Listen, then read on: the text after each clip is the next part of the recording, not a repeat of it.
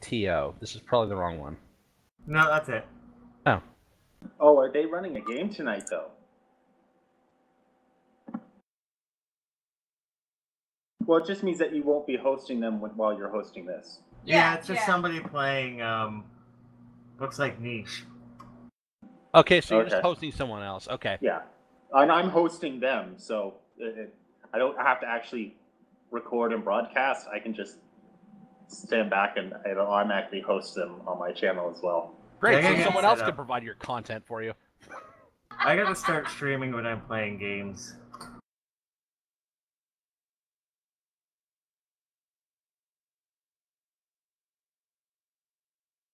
Yay!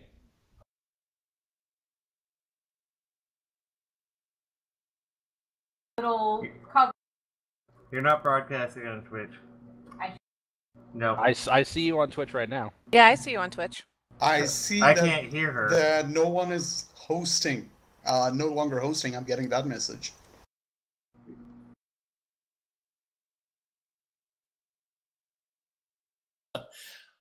That's fine. That's just because we're no longer hosting the other stream. But no, I can't hear Steph in the stream.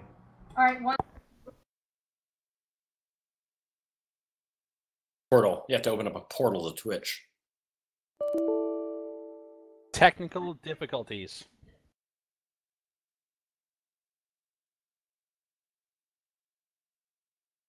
So, Patrick, how are... Disconnected.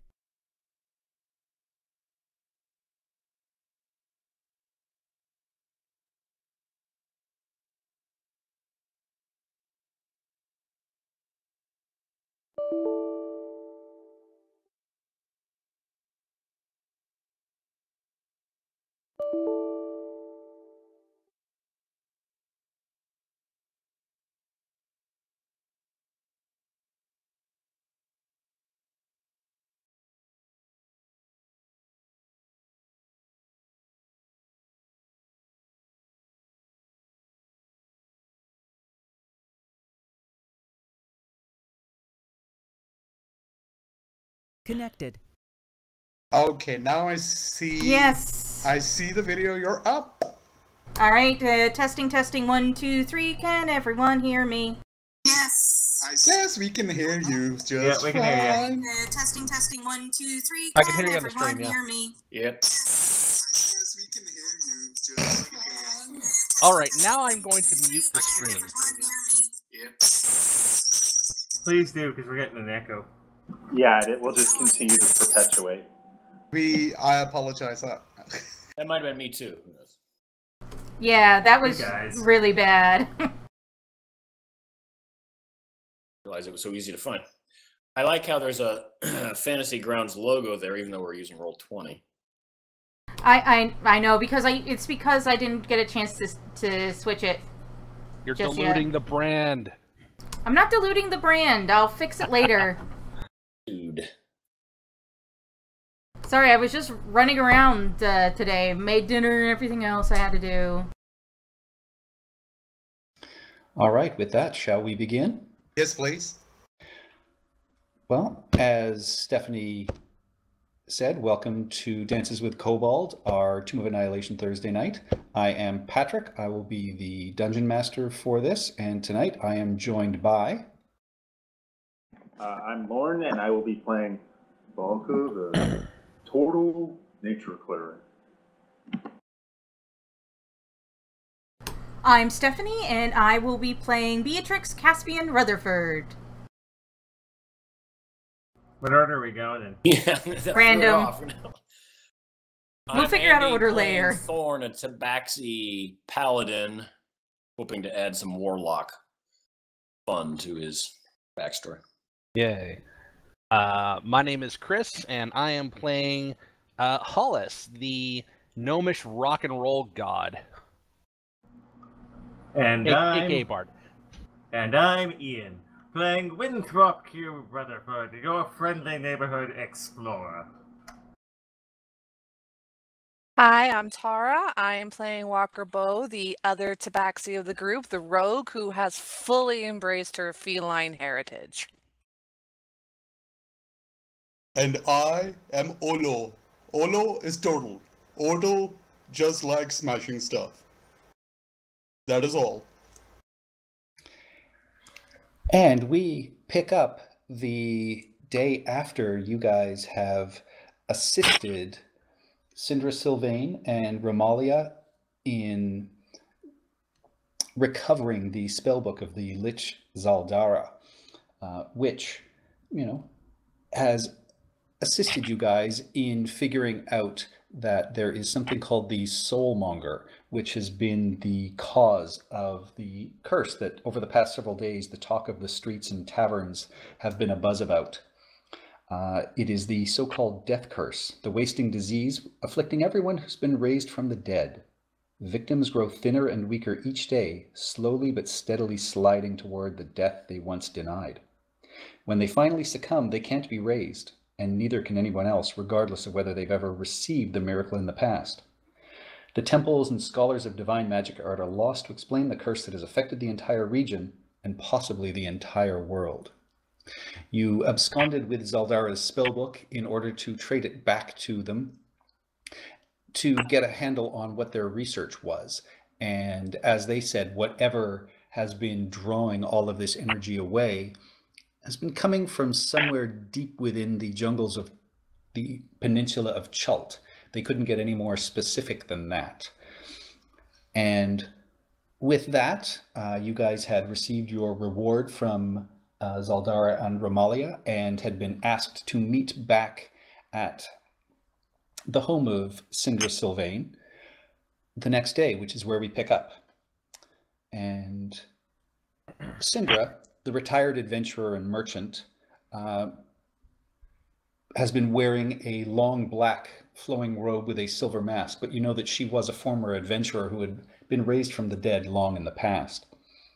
And a uniformed attendant leads you up a grand staircase to the 3rd floor, and then ushers you into a wood-paneled room with a fireplace, comfortable chairs, and a heavy table bearing goblets and bottles of wine. The darkly paneled walls are hung with maps and sea charts. Racks, shelves, and cabinets hold hundreds more rolled-up maps and charts. The person seated in the overstuffed chair you quickly recognize as Syndra, because only the person's head emerges from under a heavy blanket draped over the chair, and the embroidered hood and silver mask conceal the face but easily make you recognize her as you spent the previous day with her. Her dry, raspy voice, "Welcome back. Help yourself to wine and seat yourselves, friends. I hope I may call you that." Oh, absolutely. Thank you. Thank you once again for your help with Zaldara. Romalia wishes she could be here today, but she is still healing from the wounds that she took. As you know, I was an adventurer years ago, and being raised from the dead, the death curse has been affecting me. It hasn't been active too long, but I don't know how much longer I'll last before I perish. The clerics have been no help.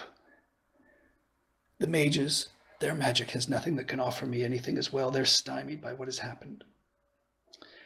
As we now know, thanks to your help, the Harpers have deduced that the death curse is being caused by a necromantic artifact called the Soulmonger. The Soulmonger, as we know, is somewhere in Chult, and she points to some of the maps on the wall at this point, and you can see that almost the entire known world has been laid out, and she has clearly been attempting to track, and there are notes and X's marked across the islands, into the seas, across the main world of Faerun, and you can see now that the peninsula of Chult has been circled on her map. Chult, as I'm sure some of you know, is Winthrop, Olo, and Bacarl from various parts of the peninsula. Is ringed with mountains and choked with rainforests. Enormous reptiles, much like your friends here. Savage goblins and an army of undead prowl its jungles and ruins. Mapping the place has always been nigh impossible, and nothing is known about the region's current geography beyond a few miles from the coast. But overnight, working from the dozens of sea charts, logbooks, and explorers' journals, I've assembled everything known about the current state of Chult into one map. I'll happily provide it to you if you're willing to undertake my mission. What sort of mission? I need you to find the Soulmonger. Locate it so we may figure out a way to stop it and end this death curse once and for all. I know you are inexperienced, and this will be a very dangerous quest. But I'm afraid I can take no chances, and I need your help.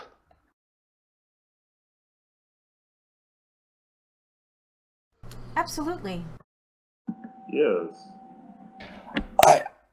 I will certainly make it worth your while.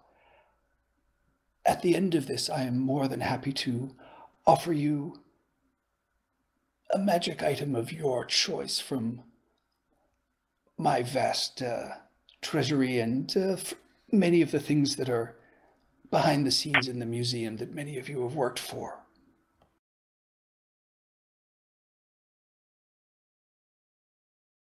Sounds acceptable. Yeah, it sounds like a good. That sounds good. Something we can use. Yes. I would also expect that you will find enough treasure in Chult to make you as rich as kings yourself. As Winthrop can tell you, there is much, wealth to be found lost in those jungles. We dig into one wayward burial mound, my friends, and we're stinking rich. Rich as ancient kings who were buried in burial mounds. Are there shinies in the mounds? Yes, much shiny. I'm in. They're balls of yarn. Thorn. I think those would have rotted away. Yes, usually not, but... Will Olo get to smash stuff? Oh, most definitely. Olo in. Indeed. I mean, the jungles of Chult are overrun with the undead, so I would assume there will be much for you to smash. Olo Maul will smash. Olo Shell will protect. Well, Thorn for one isn't particularly motivated by destruction, but I was called from my homeland because of this curse, so I will do my part. Indeed, you will not only be helping me, but helping the population of most of the world to survive this. We've all lost someone close to us. When you are ready to depart, I will teleport us all to Port Nyanzaru, the only major settlement left in Chult. I've been there several times before, so there's little chance of mishap.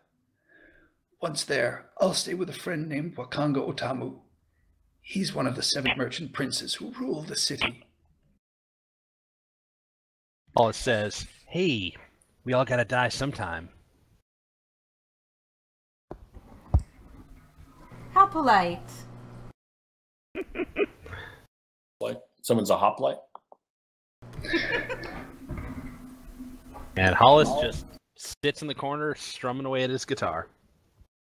Oh, Please don't spit in my room. My servants are really not here to clean that up. And she kicks a spittoon over to you. Please, you at least use this. No, strumming away at a guitar, not spitting, chewing tobacco, or whatever you thought I said. Oh, I thought you said spitting in the corner. No, strumming. That's what I thought I said too. Yeah, that's what I heard too. Spinning. Yeah, that's what I heard too. Whatever. I'll spit in the spittoon as well. Apparently, the rock and roll god has to spit in the corner to mark his territory.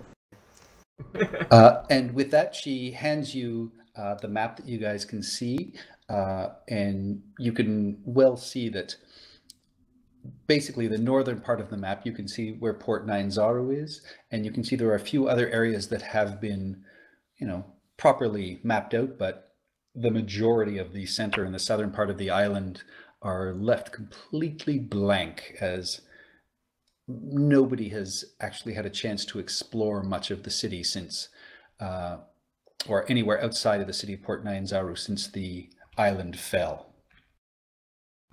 And she just, are there any other questions that you may have before we depart? Do we know where this Soulmonger is? No. That is going to be your primary focus when you arrive. All we know, it is somewhere within the jungles of Chult, but as you can see, that is a massive, massive region of land. Indeed, I didn't realize how big it was, honey. Massive, absolutely massive.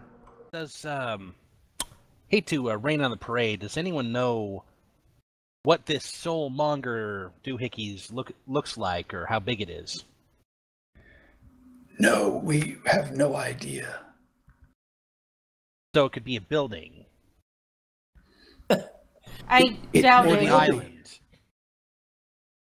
Well, as long as it's not a spirit embiggened in the noblest man, I think we'll be okay. From what Saldara told us, it's somewhere on the mainland of Chult, not necessarily one of the smaller islands, but we don't have any 100% guarantees of anything. Yeah, on the map, there are these orange and yellow areas. What are they?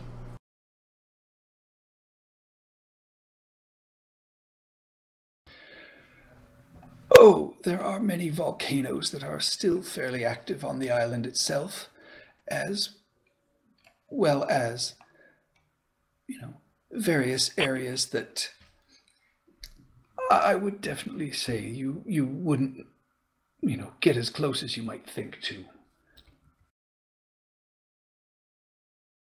We shouldn't try climbing down into the volcano. No, that would be bad. Fun.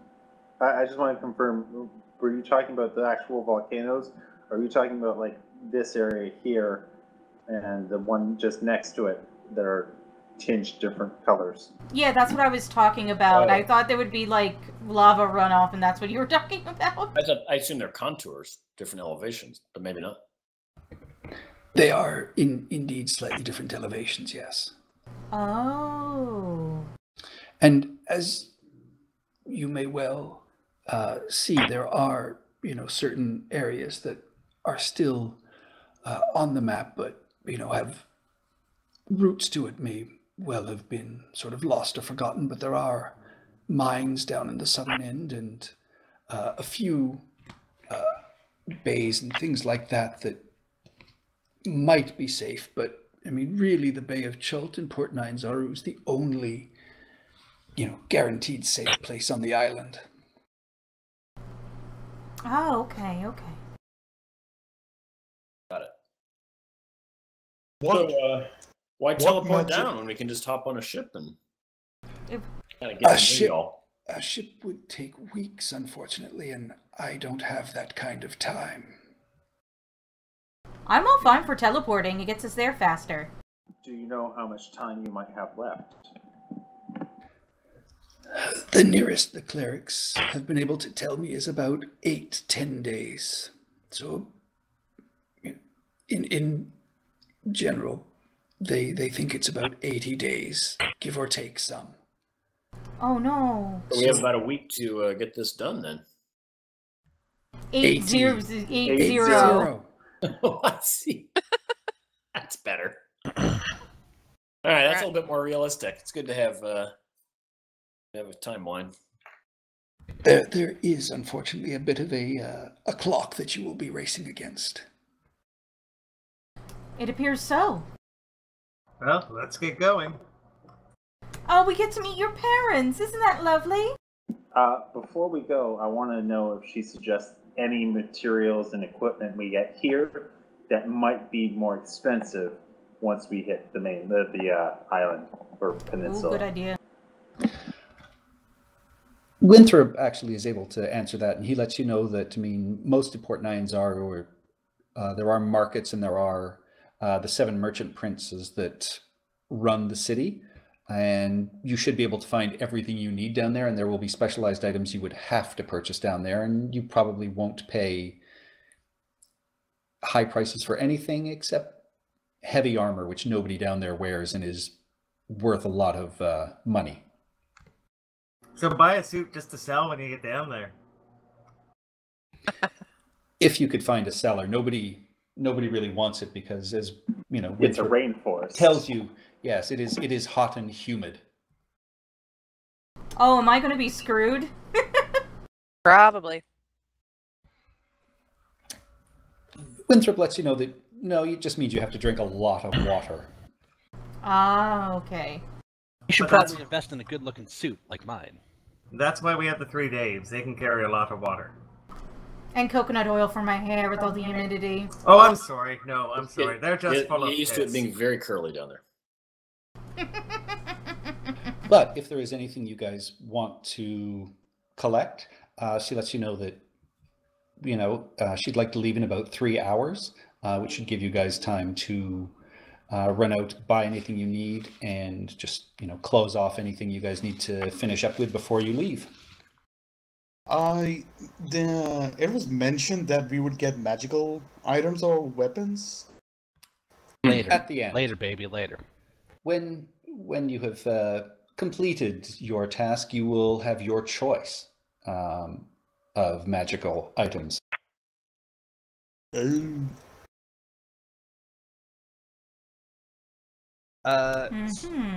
Okay. Well, I do know what. I do know what I'm going to want to pick up. I'm going to want to pick up a Tinkerer's kit. Oh, that's a good idea. What should I pick up? You are in Baldur's Gate, so there is the large open air market that you guys can certainly go to and find anything you need. There it is, Tinker's Tools. Well, Olo is broke, so he's just gonna stand there and look butt ugly. You each have 100 gold pieces from the last adventure. Shopping spree. I mean, I have 160 because I managed to get a boat ton of gold from selling my armor. Yes.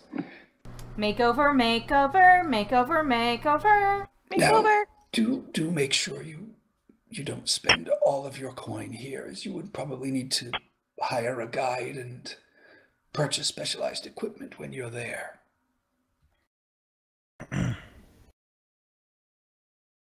Hey, no problem.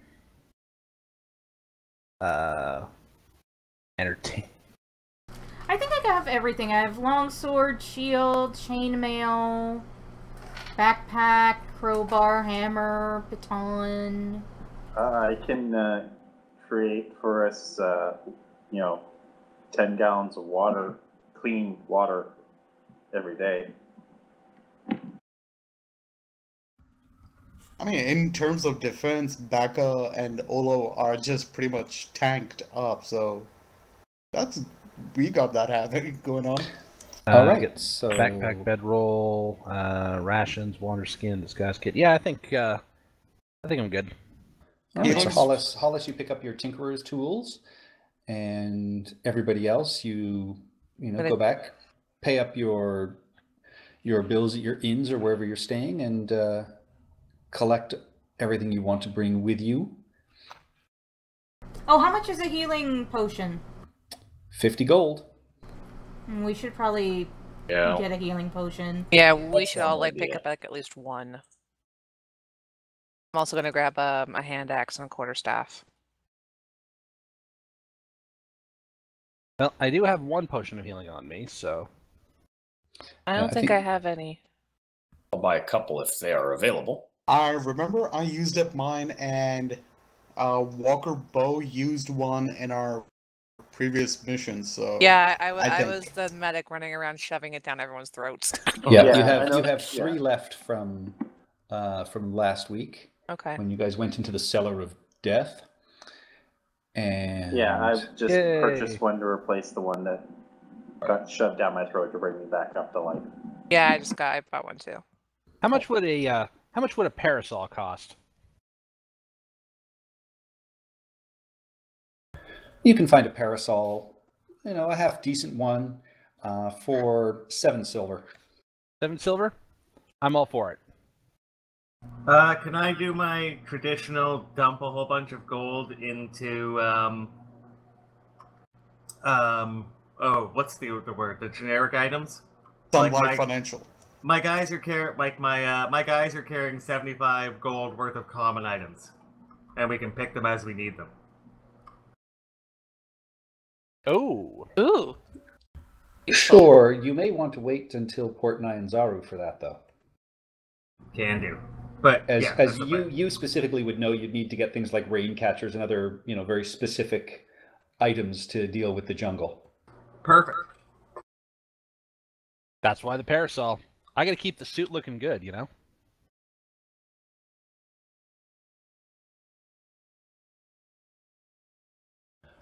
All right, with that, you arrive back at Syndra's home, and she leads you this time down into a smaller room off of the main floor, and across the floor you can see circles and various arcane symbols have been drawn on the floor in chalk and what appears to be ash. And she ushers you into the center of the circle, and in her, very raspy, still fairly weak voice, she starts her incantation, and in a quick flash of purplish arcane energy, you get, just a quick hint of brimstone, and then you appear in a tropical city under the blazing sun. The familiar sounds of a harbor, creaking ropes, slapping waves, heavy barrels rolling across cobblestones, mingle with voices shouting and cursing in an unfamiliar language filled with clicks, inhalations, and sing-songy words that make it sound almost musical. Was it cold in Baldur's Gate? It wasn't terribly cold. It was the end of summer, early fall, so... So cold for me and the turtles.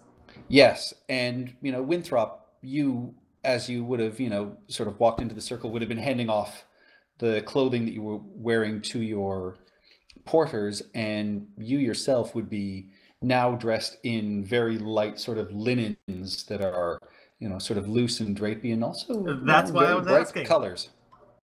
Perfect. I guess I would have taken my armor off and gotten dressed in something similar.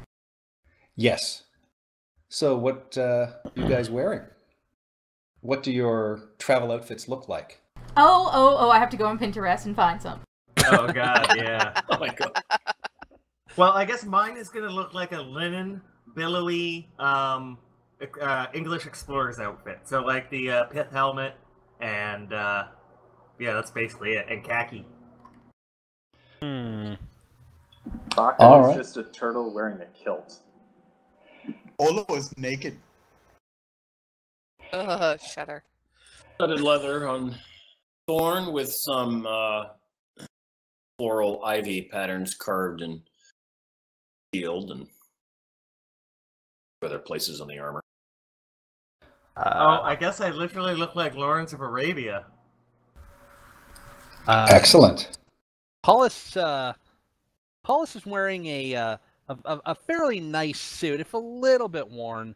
He's got a parasol over his shoulder. He's got his guitar strapped over his back, neck facing down, and he's also got a very nice looking pair of shoes. All right. So as you guys pop into the harbor area, you can also get the aroma of unfamiliar spices, tropical fruit, all mixed in with the wharfside smells of fish, tar, and canvas. Good to be home. Beyond all of that, Port Nyanzaru is an explosion of color. Buildings are painted in bright shades of blue, green, orange, and salmon pink, or the walls are adorned with murals portraying giant reptiles and mythical heroes. Every building sports baskets and clay urns of colorful flowers or is draped in leafy, flowering vines. Minstrels in bright-colored clothing adorned with feathers and shells perform on street corners. Multicolored pennants and sun awnings flutter atop the city walls. A crowd of children dressed in feathered hats and capes races past you, squealing in delighted terror as a street performer, costumed as a big-toothed lizard, stomps and roars behind them. The whole city seems to be bustling, sweating, laughing, swearing, and singing. Was that the inflatable T-Rex from Reddit? It's more a person in a costume. If you think like somebody, like people when they're dressed up like a dragon for Chinese New Year. Yeah, that was a joke. Like the guy in the inflatable. It doesn't matter. No worries. And so as you guys have come to, and you can see on your map, I'll ping, you guys basically appear right there. And you're almost shocked as you can see inside the canal areas and through the docking bays, there are medium and large, gigantic lizards being used as beasts of burden to haul two-wheeled carts, hoisting heavy loads on cranes, and towing boats along the canals. And you can see, as you turn around, in the center of the harbor itself is a gigantic statue. Oh dear, who is this? Why, that's... Winthrop lets you know that even though the statue is basically a representation of an ancient Chultan king in full regalia, looking resplendent in loincloth of leopard skin and a headdress of feathers, shells, and T-Rex teeth, it really was only put up 5 years ago. And at a time when this port city was just sort of flexing its new mercantile muscle to impress any foreigners in Chult that made land. So it's, he lets you know that while it looks great, it really is sort of new money and just there to impress the out-of-towners. Very traditional statue. Very traditional. A new tradition, but traditional. Are we standing out in the middle of the sun? Where is this teleport circle ending?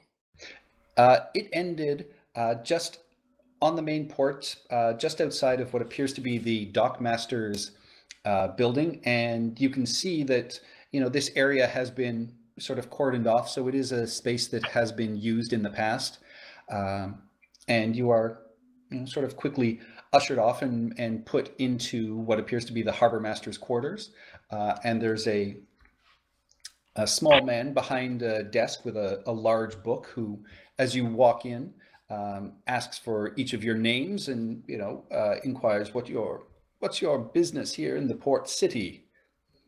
Oh, do I know this? Do we know this guy, Steph and I, or no? No, this would be somebody who's just a clerk, but obviously it's the kind of thing that every ship who comes in, he keeps track of arrivals into the city. He's a customs agent. Oh yes, these little harbor fleas. I don't have fleas. No, not you, dear. May I please have your names and the purpose of your visit today? I'll step forward. Name's Hollis, and I'm just a traveling musician looking for a place to play. Itinerant worker, excellent. Sir, my pedigree, and I'll hold out whatever, I guess, like those medieval papers. Oh, excellent. Welcome home, sir. Thank you, it's good to be home. I'm his wife, Beatrix. Beatrix, and are you here on any special work, or are you just home for a holiday?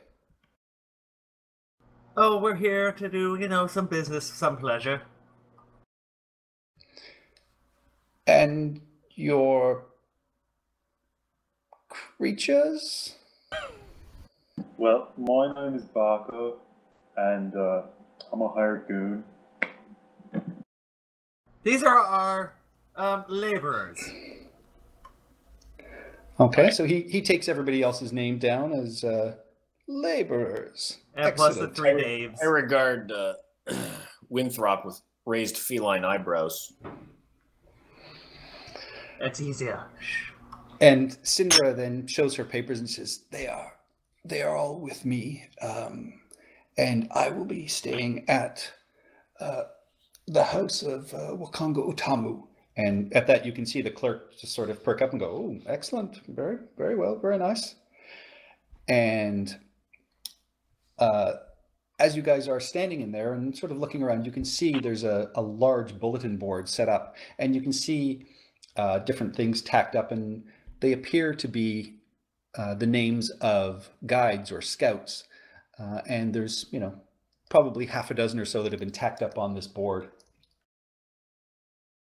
I look to see if there's a if there's a notice suggesting a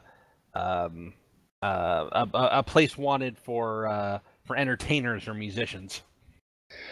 On this, you don't notice anything like this on this board. You see, it's mostly either looking for dockhands, deck workers, things like that, or guides into the jungle. The man behind the counter basically says, if you're looking for a place to work, I would, suggest you could join any one of the many minstrels on the street. They make a fair bit of coin. Or, you could try the Thundering Lizard. It's one of the local inns here that's known for being fairly raucous, if you're into that kind of thing. Oh, raucous is what I do. They have ale there? Well, more, tej here than ale, as I'm sure this fine gentleman could tell you. And he lets you know that tej is, a sweet honey-based drink, not quite mead, but it's more what everybody in and around Chult drinks as opposed to wine or ale, something like that. Not that filth you guys drink on the continent. Good hearty stuff. As long as it gets me drunk. So are we staying with Syndra, or are we on our own as far as accommodations? Is she heading back? Syndra, are you heading back? I'm going to be visiting my good friend Wakanga. You are more than welcome to join me if you wish. It's probably a good idea for you to get to know some of the merchants. And she explains to you that, basically there is no government in the city anymore. Over time, the 7 wealthiest people in town, these merchants, basically get together in the government building to decide things. And the law is a little bit fluid here in that, as, the families, sort of die, it's not necessarily handed off to, any children or anything like that. A new merchant could arise. I mean, some of it is historically wealthy families. Some of them are, entertainers or other people who've made their money in various ways, but each one of them controls a very specific, part of the market. And, Wakanga, who she is going to meet, he is in charge of magical items. So, potions and scrolls and lore, things like that. There are other people that look after weaponry, others that look after equipment. There's even one that looks after murders, that kind of thing. Because while technically it is illegal, you can,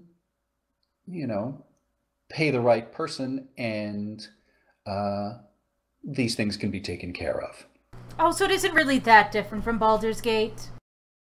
Oh, no, not at all. They really emulate Baldur's Gate in many ways. It's just that there are no, hidden lords like Waterdeep or anything like that. It is very clear who the 7, merchant princes. Even though they are male and female, they just go by the common name prince.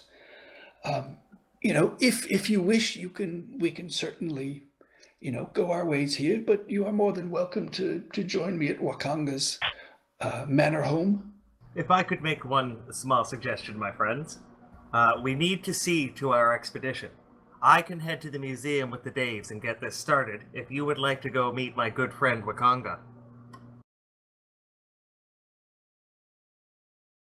Sounds good to me. If I have a general idea of where Wakanga is, I can head that way a little bit later. And I'll give you guys all a card with the museum address. I think we decided it was on the temple something. Yes. So if you're looking at the map, I'll ping where Wakanga's. We don't have the city map. We're still on the big map. Yeah. Yep. Well, good thing I've been pinging and showing you guys things that you can't see. Oh, that's. So currently you guys are down here. I'm zooming too far out. Down what? Yeah. Oh, there. Oh, it I is. see Map. it. Okay, go I got center it. of the map. That's the harbor masters. And,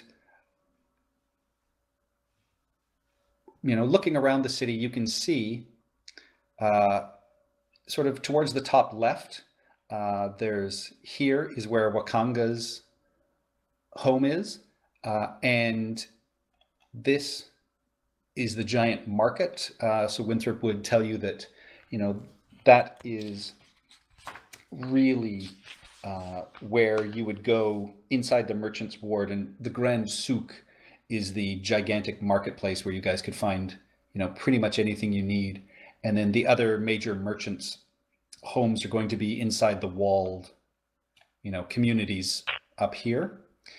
And you can see up a hill, out here in the water, in the very top right-hand side, you can see a temple that almost seems to be floating the way that it's been designed. And, Winthrop can let you know that, that is where the Temple of Soon is. And, it's where you can partake of public baths and, get lessons in how to present yourself to the world. I don't need any of that. I'm plenty presentable. Never hurts to brush up. And No. I can clean Yeah. myself just fine. Olo won't mind taking a bath. That's a good idea. And you can also see Yeah, we were meaning to talk to you about that. near the center of town, you see a gigantic gold dome, and this is the Golden Throne, where, on any given day, you may be able to meet one of the merchant princes as they go and sit for a few hours at a time to meet with the people and get questions and, mete out justice, things like that. And where is your museum, dear darling? The museum is right in here, inside the walled city. So it is just beside the Temple of Savras. Oh. Right there. Yeah. Are there any temples to Eldath? No. Winthrop can let you know there's basically the Temple of Savras and the Temple of Soon here, and then there is the Temple of Gond, which is right there, just to the north of the harbor. Man, you really have to walk all the way around the city to get to that section? I'm sure there's a door. Oh yeah, that might be a gate, you're right. You could swim. Baka and Olo can swim. I go right on your backs because I don't want to get wet. That water though, I mean, they dump everything in the harbor. Yeah, technically speaking, turtles don't swim. We just hold our breath. Okay, we walk underwater. Okay. No. Thorn is getting kind of restless, impetuous tabaxi that he is. Thorn will kind of walk along the wharf there on the way towards the big market over there. That's also Okay. kind of central. Some of these other places. Yeah, and I mean, all of you can follow because that is heading towards Wakanga's. And I mean, these three streets are thronged with people, and you see tabaxi minstrels that are, sort of strolling through the crowd, playing guitars and drums. Again, just children screaming. And you can notice as you guys are walking that the streets are very sloped, and along the edge there are almost what appear to be drains, and they range anywhere from 6 inches to almost a foot wide. And Winthrop can explain that there is no natural water that you typically can drink in this area. Everybody has to collect rain, and the rain, when it falls, also runs through these channels, and it powers water wheels and all kinds of machinery and things like that in the city. And when you start seeing some rainfall come down, you'll immediately sort of see people just go about their business as rain comes frequently and any time here, but they'll pull out things called rain catchers, and that's how they collect their drinking water. Why can't you drink the water here, darling? Disease, I guess? Disease, and, primarily they have throat leeches, which are very, very small and, can live inside your throat and slowly kill you that way. It's a fairly terrible way to go. Oh my goodness. Olo changed mine. Olo not going in water. Yeah, neither am I. Me either. I'm reiterating, I can create water out of thin air, 10 gallons a day. Actually, 10 gallons multiple times a day if we need to. Man, that's several times a day, but that's 2 water coolers. Yeah, and Winthrop, you would know from your travels that each person will probably be drinking 2 gallons a day in order to avoid any type of exhaustion or uncomfortableness. And that'll be part of our prep for when I head back to the museum?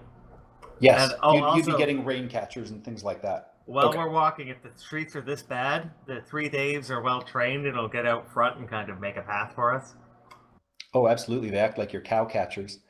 And as you guys are turning, you can see, Winthrop points out, the bad part of town. And he points out outside the walls, he lets you know that that's a place called Maller's Throat. And it's basically the slums. And that, ramshackle buildings, cling to the side of, ridges, and there are bridges that span across. And, that's the kind of place that, the less fortunate live, but it's also where the Temple of Timora is. And that if you hear horns or sirens, it typically means that there's an undead encroachment going on. And to get to the Temple of Timora as quickly as possible if you're outside the gates, or, if you're inside the gates, you're typically safe, but just be very cautious. Check that out later. Mm-hmm. For me, it means prepare my turn undead. Who's this guy? Go there and see. Zombies, throat leeches, my kind of place. Good to be home, isn't it? Oh, you weren't kidding. It is hot here. It is incredibly hot and humid, and after only about 15 minutes of walking, each of you are, more and more uncomfortable, except for, Winthrop, who, seems to be back in his element, and, Baka and Olo are also seemingly fairly comfortable in this. I take out one of those fans the women would wear, and I have a big straw hat and a parasol. Think I'm getting the vapors. And as you're walking through, you guys do reach the market ward, and you come across the Grand Souk, and Winthrop lets you know that it's one of the 3, sort of, as they call it here, the beating hearts of Port Nyanzaru. The others being the Jewel Market, and then there's something he calls the Red Bazaar. But the Grand Souk is... Oh, sorry. But the Grand Souk truly is the grandest of them all. I'm looking Oh for my God, it's mute. Sorry.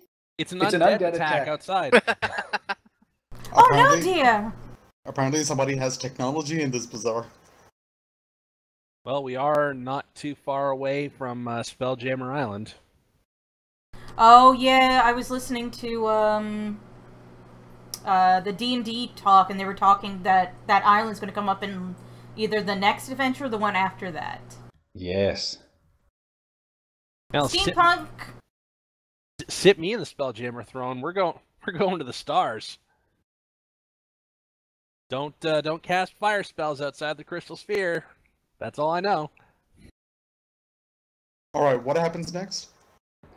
Well, you guys pass through this large marketplace, and again, you see, fantastic things. You see dinosaurs being ridden around with, bright painted colors on them. You see posters being put up on the wall, declaring that the dinosaur races of the week will be, up in 3 days, and you're starting to see the different competitors' names written up. You're also seeing all kinds of tents and carts laden with all kinds of spices, medicines, things carved from dinosaur skulls, all kinds of intricate handwork. And you've got, people calling out, Batiri handiwork, Batiri goblins, the finest masks, things like that. And, you see all kinds of tropical fruits, monkeys. You see vendors selling, dinosaur meat. And watch, they'll rob you blind. You also do notice there are quite a few guards that are stationed around here. And you assume that's just, to keep the peace and the order, as this is, the finer district and neighborhood. I go looking for new guitar pick. Walker Bow is just absolutely fascinated with everything. She's just staring around wide-eyed. Ooh, what's So that? am Ooh, I. what's that? Ooh, what's that? Olo wants to know what dinosaur meat tastes like. Oh god, it's like herding. Oh wait, it's literally herding cats. It's a little gamey, but it's not that bad. It tastes like chicken. And so, Hollis, you do find a vendor with a cart laden with various types of drums that you can tell are skins that have been pulled tight. They've got, different types of shawms, and yeah, you see some stringed instruments as well. So you figure you'd be able to find a pick, and there's a smaller woman who's, behind her cart, and, as you step forward, just says, "Welcome, love. What can I help you with today?" How much for that guitar pick? The one that looks like it's made out of a dinosaur's tooth. Oh, you have a great eye. That is a dinosaur's tooth. That's going to be 2 gold. 2 gold. 2 gold came from an ankylosaurus. What's an ankylosaurus? Ankylosaurus is one of the local dinosaurs you'll see around here. You can sometimes see the racers on them. They're not the tallest ones, but they've got the long tail with a giant bulb on the back of it. That's how you recognize them. Kind of look like the turtles here, right? But they made a pick out of a herbivore's tooth. Molar? Yeah, we carefully carve them down so you get a little bit of the sharp edge, but you know it's not been used on meat or anything like that, so it stays sharp and holds its shape nicely. Looks good. Not so sure about that price though. Looks like this might be worth maybe a gold piece. Give me a persuasion check. What do I got? Where's my list? Oh my god, I forgot how to use Roll20 already. Get me my bloody character sheet. There it is. Alright, persuasion. Bam. That's a pretty great persuasion. She chuckles and just says, well done, love. You know your goods. And says, one gold will certainly do. And Pleasure doing business. She also throws in a package of strings and just says, "This is actual catgut tabaxi strings. Really good sound." But, And I'd keep that from your friends. Yeah, Hollis knows to tuck that inside of his jacket. I guess I'll be looking at a different stall. And what are you looking at? Just sort of wandering around, just sort of seeing what things are made and sold, and kind of getting a sense for the economy here. Looking at you can tell this furs and whatever's hanging in these stalls. There are all kinds of. It is a bazaar. It is a bazaar, and clearly this is what do I see? Where the ships get unloaded. So you can see, areas that have timber and woods brought from various lands. You see one small section that is devoted to nothing but spices, and you see all kinds of dried herbs and goods that way. Most of the stands you can see right now are filled with different kinds of, fruits. Some, you've certainly never seen before. And you've got, as you're wandering around, a woman steps out and offers, "Dancing monkey fruit, sir. Totally fresh. Just brought in from the jungle this morning." I smell it. Should he eat I that? take one Is and that an smell it. actual fruit? That is an actual fruit, and All you know right. it to actually be fairly delicious, but you can't eat too much of it. Just careful with how much of that you eat. And now here's Yeah, how much for why. one?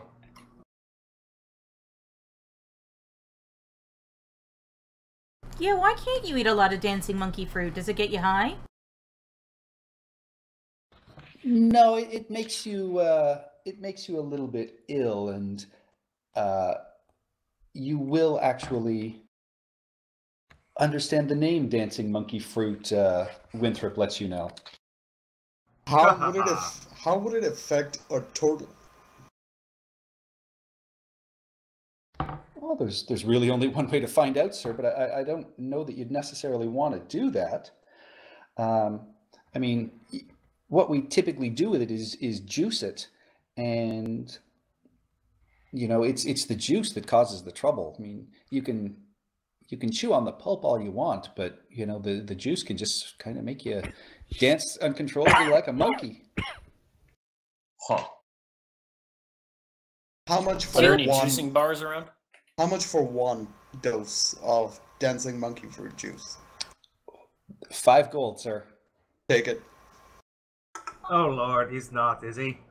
Oh, not now. It'll come in handy. Olo thinks. Paulus wanders over. Hey, that monkey dancing fruit juice. Do you have to drink it in order to make it dance you like a monkey, or will just being in contact with it? Oh no, you have to drink it, sir. Good stuff. Good stuff. Carry on. Parasol out, and I walk away. He must look like so weird. We also have some zabu mushrooms and some cinderberries. Ooh, the cinderberries sound lovely. Is Thorn seeing any other tabaxi in the area? There are all kinds of tabaxi that you've seen as you pass. Most of them have been minstrels. Interesting. Okay. And 2 at least were turned into strings. Yeah, true. Yeah, we'll see. There's always mock turtle soup, too. Don't think it's mock. And with that, Syndra just says, "Come along. We should get to Wakanga's. I don't want to keep my friend waiting. Oh yes, absolutely, Time ma'am. is not my friend." Yes, let's hurry along. Is there any way to get a oh, what do they call them? A rickshaw? Yes, a rickshaw or some sort of palanquin. Well, there's that, or you could just take one of the carts that's pulled by one of the dinosaurs if you wish, but we're not really that far away. Okay, I'm just worried about your health is all. I mean, we kind of are, because there's no stairs up to his place. You have to go all the way to the other side of the city, up through the temple district, across the bridge, and then across the second bridge. Well, Wakanga's place is right here, just off the market itself. Are these not cliffs here? I thought these sections were not connected to the ground. There's city walls, so you would enter and climb one of the sentry towers here on the side, and it will bring you into his compound up here. Gotcha. So yeah, so you guys move through the market and climb the stairs, and yeah, you can see that there's a very large gate here that they quickly open for Syndra and your retinue, and you are welcomed inside Wakanga's home. Wakanga's home, which I will quickly pull up for everybody. Patrick, can I get you to do me a favor once you're done with that? Can you change your color to something that's not like medium gray? Agreed. That's possible. Just because the pings just blend in with the background, it's only the motion that Yeah. kind of makes it visible. Yeah, red should stand out, assuming no one's That's colorblind. Excellent. Of course, Sorry I'm about that. still stuck at kind of a mauve, but that's okay. Oh, is it because you're All I see is colorblind? dark. Do we need a torch? Yeah, we're plunge in darkness. Maybe Yeah, it's Ah. dark vision. There we go. nice place you have here. Ah,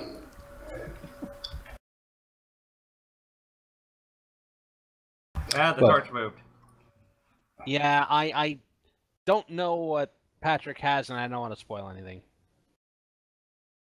Well, it's actually not that important. You guys are just meeting people, so I'm going to leave you with the cities. There's not any, it's all just sort of role play, so I will leave it off that. Yeah, you guys are ushered into his home, and you can immediately, Ooh. hear music that is likely playing throughout, and you see that the sconces here are lit not with fire, but with, obviously continual flame, which would, befit the home of a person who, is in charge of the magic in the city here. And you are ushered in, through a couple of rooms, and you can quickly pick up that as the servants are walking through, they walk around some of the rugs instead of stepping on them, and you get the sense that it might be a bit of the security system here. Nice. We'll do the same. Yeah, I'd follow. But they're probably all pit Footsteps. traps into the rugs. Well, that or it's animated rugs or something like that. I've been in enough of dungeons before to know traps can be hidden under the mundane. Yeah, Maybe they're and just really nice rugs. Yeah. Well, that's it. well, everything in here looks very luxurious, and you can, as you enter, you can see that, there's a very open tiled courtyard outside, including a splashing fountain, some green plants, and you guys are offered a washroom to the left of the entrance, just to clean up a little bit before you meet Wakanga, which you guys partake in, and then entering into a small sitting area. You can see that there are throw cushions laying across the room. There are some low tables that have pitchers of what clearly smells like wine, and then also just a very sweet smelling drink, which Winthrop, you recognize as Tej. And you are all sort of ushered in and asked to please sit and make yourself comfortable, and that Wakanga will be with you in a moment. Cool. And so one of the servants offers each of you a drink. Oh, thank you, dear. With ice, I presume. It's very hot. Gin and tonic.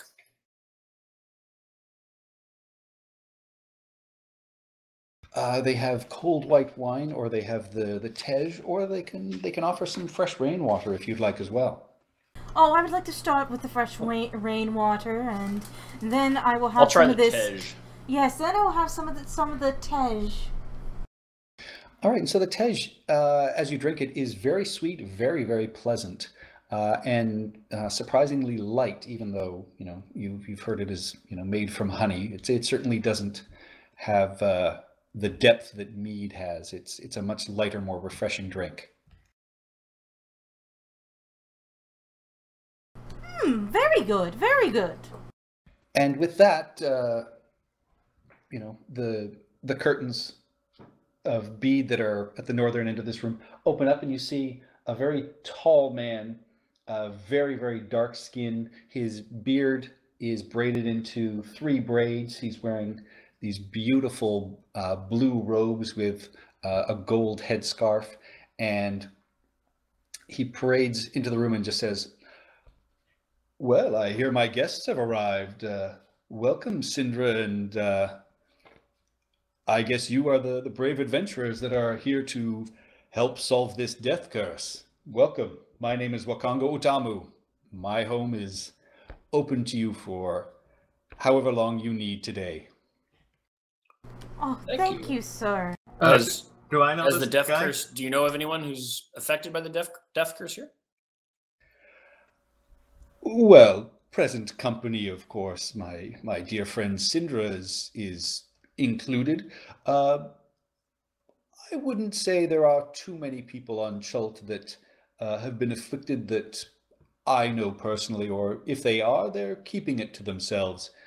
You, Winthrop, would know that Wakongu is something of a dandy, but he is,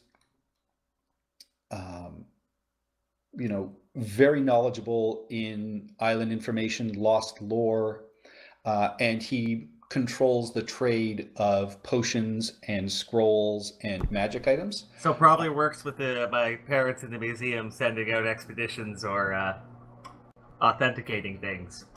Absolutely. And as well, you know that he will work with another one of the merchants who looks after weapons and shields, and that Wakanga will put enchantments on them for her, and her name is Akane Afa. But you also know that Wakanga is known to sell some potions and simple scrolls as well. What, we can walk up to him like some poorly placed vendor and buy stuff off him in his palace? Well, he basically, think of it like they own the monopoly, so nobody sells anything like that without his permission or his getting a cut. Gotcha. He authorizes everything of that sort. If you don't buy it from him, you don't buy it, basically, unless you find something on the black market. Couldn't do that. Sounds lucrative. That's why he's one of the 7 wealthiest people in town. And so, yeah, he, welcomes you and, offers sympathy to Syndra and, wants to know if there's any way he can, help. And if there's any, basic questions you may have, while you're here, or if there's anybody he could possibly introduce you to, he'd be more than happy to do that as well. I do have one question. Who'd know the history of this island the best? Oh, that would probably be myself. Some of the workers in the museum would have a very good idea, but I'm the one who generally looks after most of the lore. What is it you'd like to know? Any history of ancient death cults on this island? Maybe mysterious temples that appeared one day out of nowhere or disappeared one day into nowhere? That sort of thing. You can't throw a rock without hitting a mysterious temple out in that jungle. He speaks the truth. There are many, many temples and areas out there that are completely destroyed. I mean, in the south of the island, there are the tales of the Wanti, the snake people that, used to look after everything, but they've disappeared. We haven't seen them for ages. I mean, there are, various great cities that are nothing more than ruins anymore. I mean, we've got, basically Nangalore, which was, a beautiful garden, which is now much more than ruins. Oralunga, there's many, many places that meet that description. Most of the island may have been inhabited at one point, but, due to the volcanic activity and, sadly what happened with the spell plague, there is very little civilization left outside of this city. Finding the Soulmonger thing isn't going to be as easy as I thought. But we But are there slowly are- taking I mean, at back some our point, history. Probably be venturing inland. There are people, I assume, that can serve as guides and such. Oh, there are certainly guides, and I would suggest that if you want to hire a guide, that you deal with Jobal. He's the one who looks after all the guides and sellswords in town. You could certainly check the notice board at the Harbor Masters. I'm sure you'd be able to inquire at whatever inn you're staying at. I'm sure we have somebody on retainer at the museum. What about beast of burden? I mean, if we're going to be trekking into this jungle, we're going to need to bring everything we need to survive with us. So. Oh, you can find all of that in the markets, and most guides would certainly provide that in their costs. As the museum knows, they're not cheap. I mean, you'll be looking at, probably around 5 gold per day, and they'll want a good, 3-10 days up front, I would say, at least. So 30 days. 30 days. 30 days, 1,500 gold.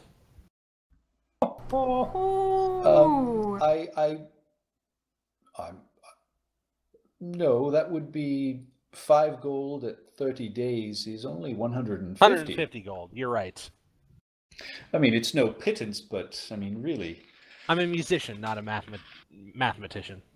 Yes, and I would hesitate to go with anybody who isn't, working under Jobal. I'm sure you can find, unlicensed guides, but I wouldn't take that risk if I were you. Anyone in particular you trust? I've worked with a couple. I would say there's, nobody I would really recommend over another, but let me think on that. I'll see if there's, anyone that I would recommend higher than another.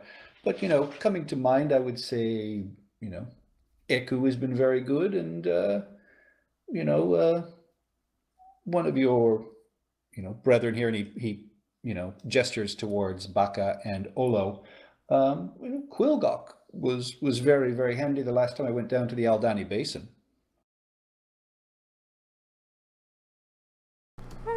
Interesting. But I'm sure we can find one of those ourselves. Oh yes, I would, take your time and see who suits you best. I mean, they're all, recommended by the museum. I certainly wouldn't say any of them are, any worse than the others. It's the ones that aren't licensed that you really have to watch out for.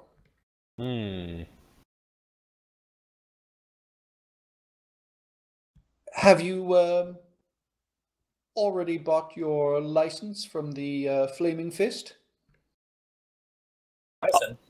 Always a catch. Always a catch. Oh, yes. They've, been trying to exert a little more, control over the island up at Fort Belurian, which is sort of the northern tip where they've set up their camp. They've typically been charging licenses for adventurers and explorers. I mean, even with the museum, we still have to really look after these kinds of things. We should be clear, however, we're not here looking for fun or adventure. We're actually here to address a very troubling development in the land. Yeah, man, you called us.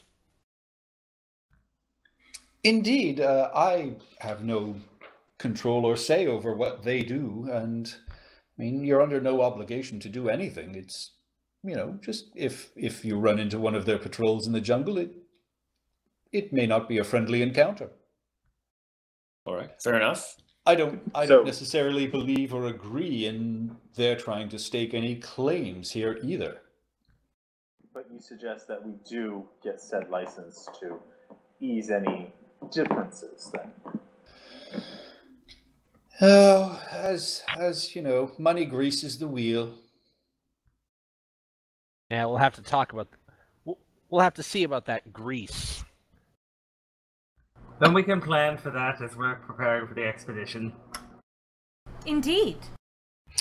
I mean, if it's money that's an issue for you, I may have a small job that you could do for me if you would be so inclined. What would this job entail? Well, it's come to my attention that there's a group of smugglers who've been bringing in some counterfeit potions down near the docks of Tariki Anchorage. I would appreciate it if you would go leave them a message for me. And with that, he pulls out from his robes a large iron token that appears to have some sort of dinosaur stamped on it. And Winthrop, you recognize it as a coin of the Itepka Society. And, you know, they're a secret organization that helped recover the city, but nobody really knows who's in it or what they do. But if you do something displeasing, they will often leave that coin as a warning marker. So all we have to do is sneak in, leave this, and then Bob's your uncle? Oh, sneak in. You know, I'm sure there may be smugglers down there that aren't going to be, you know, convinced by words necessarily, but leaving this would certainly give them a warning. I, you know, would also appreciate if you would either bring me or, you know, destroy the fake potions. I mean, if you find any that are, you know, real, I'm sure we can work out an arrangement.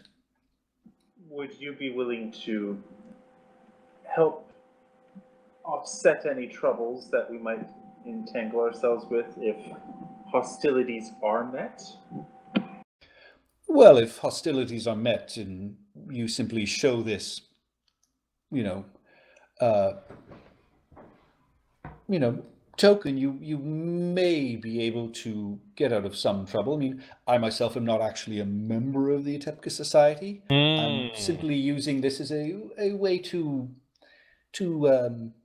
convince them to change their business practices. I see. I mean, the society, you know, hands out these tokens, but they don't always collect them. So there is a fairly lucrative secondary market for those of us in need every once in a while.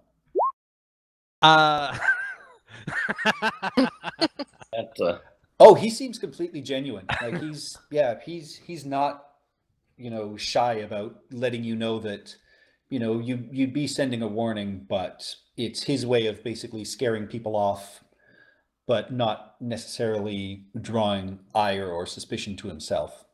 I haven't made a single roll yet, so I'm going to make a perception check to see if I pick up on essentially what you just told us. Okay. Maybe that's exactly what you just told us. I think so. Okay. Yeah, and I mean, you know, you can, you know, if you want to ask Syndra about it, she'll, you know, let you know that, yeah, this is one of the way things can be done here, because, you know, getting that token is definitely a threatening gesture, but it's never necessarily clear why you get the token. Like, you may do something to upset somebody and find one and not be 100% sure how to make restitution, but you'd better make restitution. So what, okay, remind me again, what does this organization, what is its manifesto, if you will? They're basically the Illuminati. They were a group of, you know, concerned citizens. Probably some of them are fairly highly placed in the city. They're like an underground group that makes sure things run smoothly, that keep the laws in check. They were, you know, sort of great heroes at one point to help the city stave off attacks from the undead and things like that. But nobody's ever, they're like the Masked Lords of Waterdeep, except they don't meet together. So everybody knows they're there, but nobody really has a full understanding of who's a part of the society. But they hand out these tokens as diluting their brand. Well, what they don't know can't hurt them, and you really are doing good for the city. I would hope that you would be subtle enough not to cause that much trouble. Certainly be subtle. That's not a problem. I think we can take care of it. If there's one thing that this group stands for, it's subtlety. That was in character, by the way. Walker just snorts out loud. Well, I mean, all right. From what Syndra has been able to tell me, this group did very well in getting into the Lich's, basement and retrieving an item. So I'm hopeful that you would be able to, do the same for me. Easy enough, I should say, right, darling? Oh, not a problem. Yeah, that's what we thought about the Lich's basement. We all survived. Hey, I had one off day. We're all gonna go bumbling in there after dark and plant this thing? I think the sneakiest one, but we can plan that out. Well, if, it's still early in the day, if you do it for me this afternoon, I would certainly be able to repay you by giving you a fun experience tonight. I'll just say that. A fun experience? Seems like we'll be more likely to catch them red-handed if we do it after dark.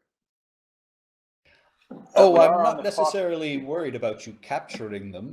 I simply want you to leave this token for them to find.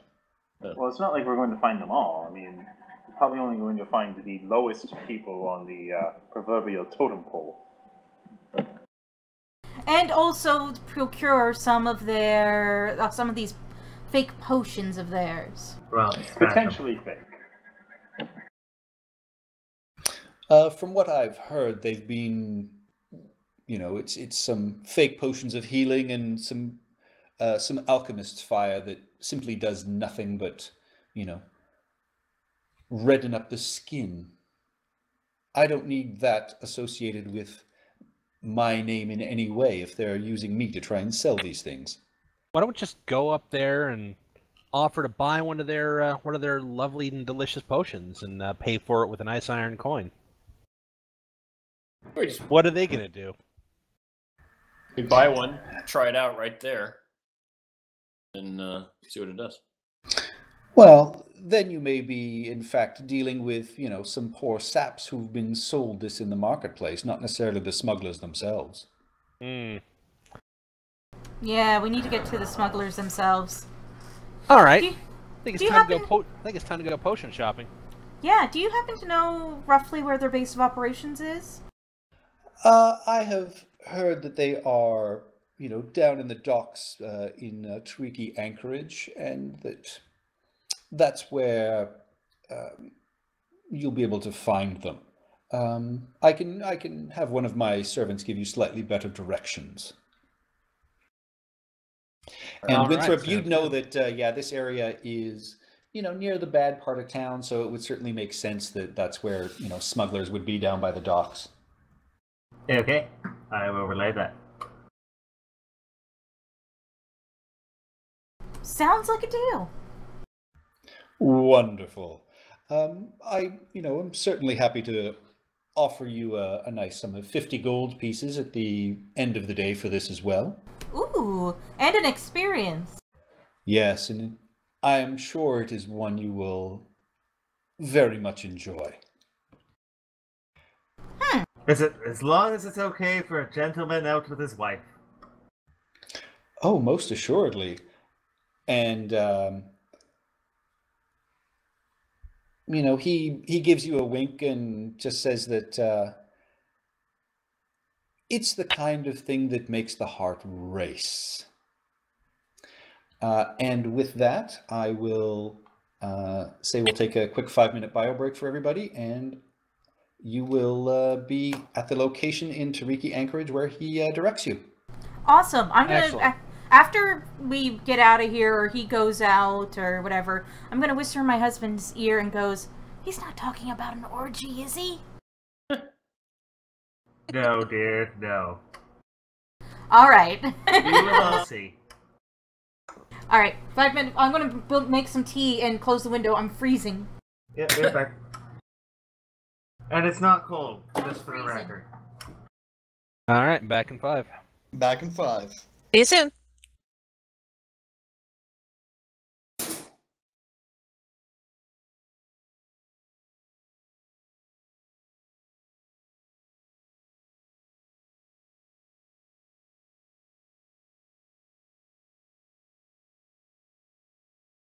Okay, I'm back.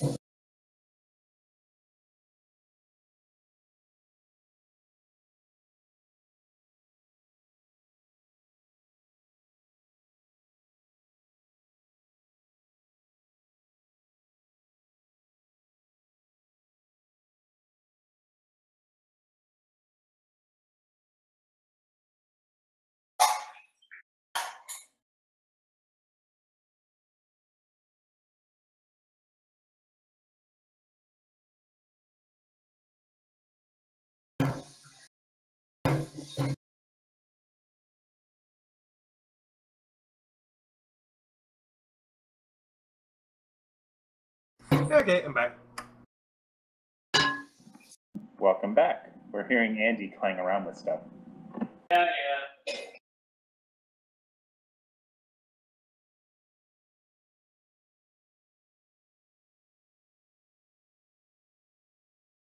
So I've been thinking. Uh-oh, that's dangerous. Actually, in this case, it's not dangerous. According to the hand guide, a barrel can hold 40 gallons of liquid. Okay. How are we going to carry around a barrel? This is why I One of want the beast of days. burden. Ah. I can fill it with 4 spell slots. So we have 40 gallons of water for free, and water lasts. I mean, as long as nothing's added to it, it's perfectly fine. Yeah, but do we want to waste that many of your spell slots though? Because I mean, like, it's not like you can like, unless we like do it at night, you sleep and then recharge it. Because I mean, yeah, you're right. Yeah, that'd be the idea. Is that Okay. I would create?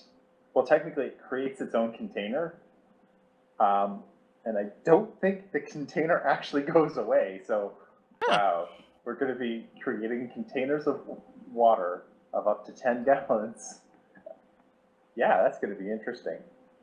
So places that are common to adventurers have lots of tin cans and empty beer bottles. Well, I want to say these are probably clay or wood, something that could naturally be drawn from the environment around it. So most likely clay. I mean, honestly, can you not think of, divine magic swirling forth a large clay pot still attached to the ground? The way I understand, or the way I've always envisioned create water for druids is like the druid, casts create water, and then he looks over and there's like a hollow stump that's always been there, but it's full of water. Oh, look, there water. it is. Or like a Clean small water spring. is the very big specification there. Yeah. Like, hey, let's summon up some muddy, brackish water that's going to give everyone malaria. Yummy. I mean, there was a time when I got really, really into this delicious little pastry we have down here, and the malaria helped me shed the pounds. Oh, lordy. I thought you were about to say I got really, really into kombucha, which is basically ditch water, from what I understand. It is ditch water. I've seen my wife drink it. I'm not sure how. Ah, damn it. I just hate when one of the feet on your keyboard breaks off. Oh, yes, that is like the irritating, most irritating. Yeah.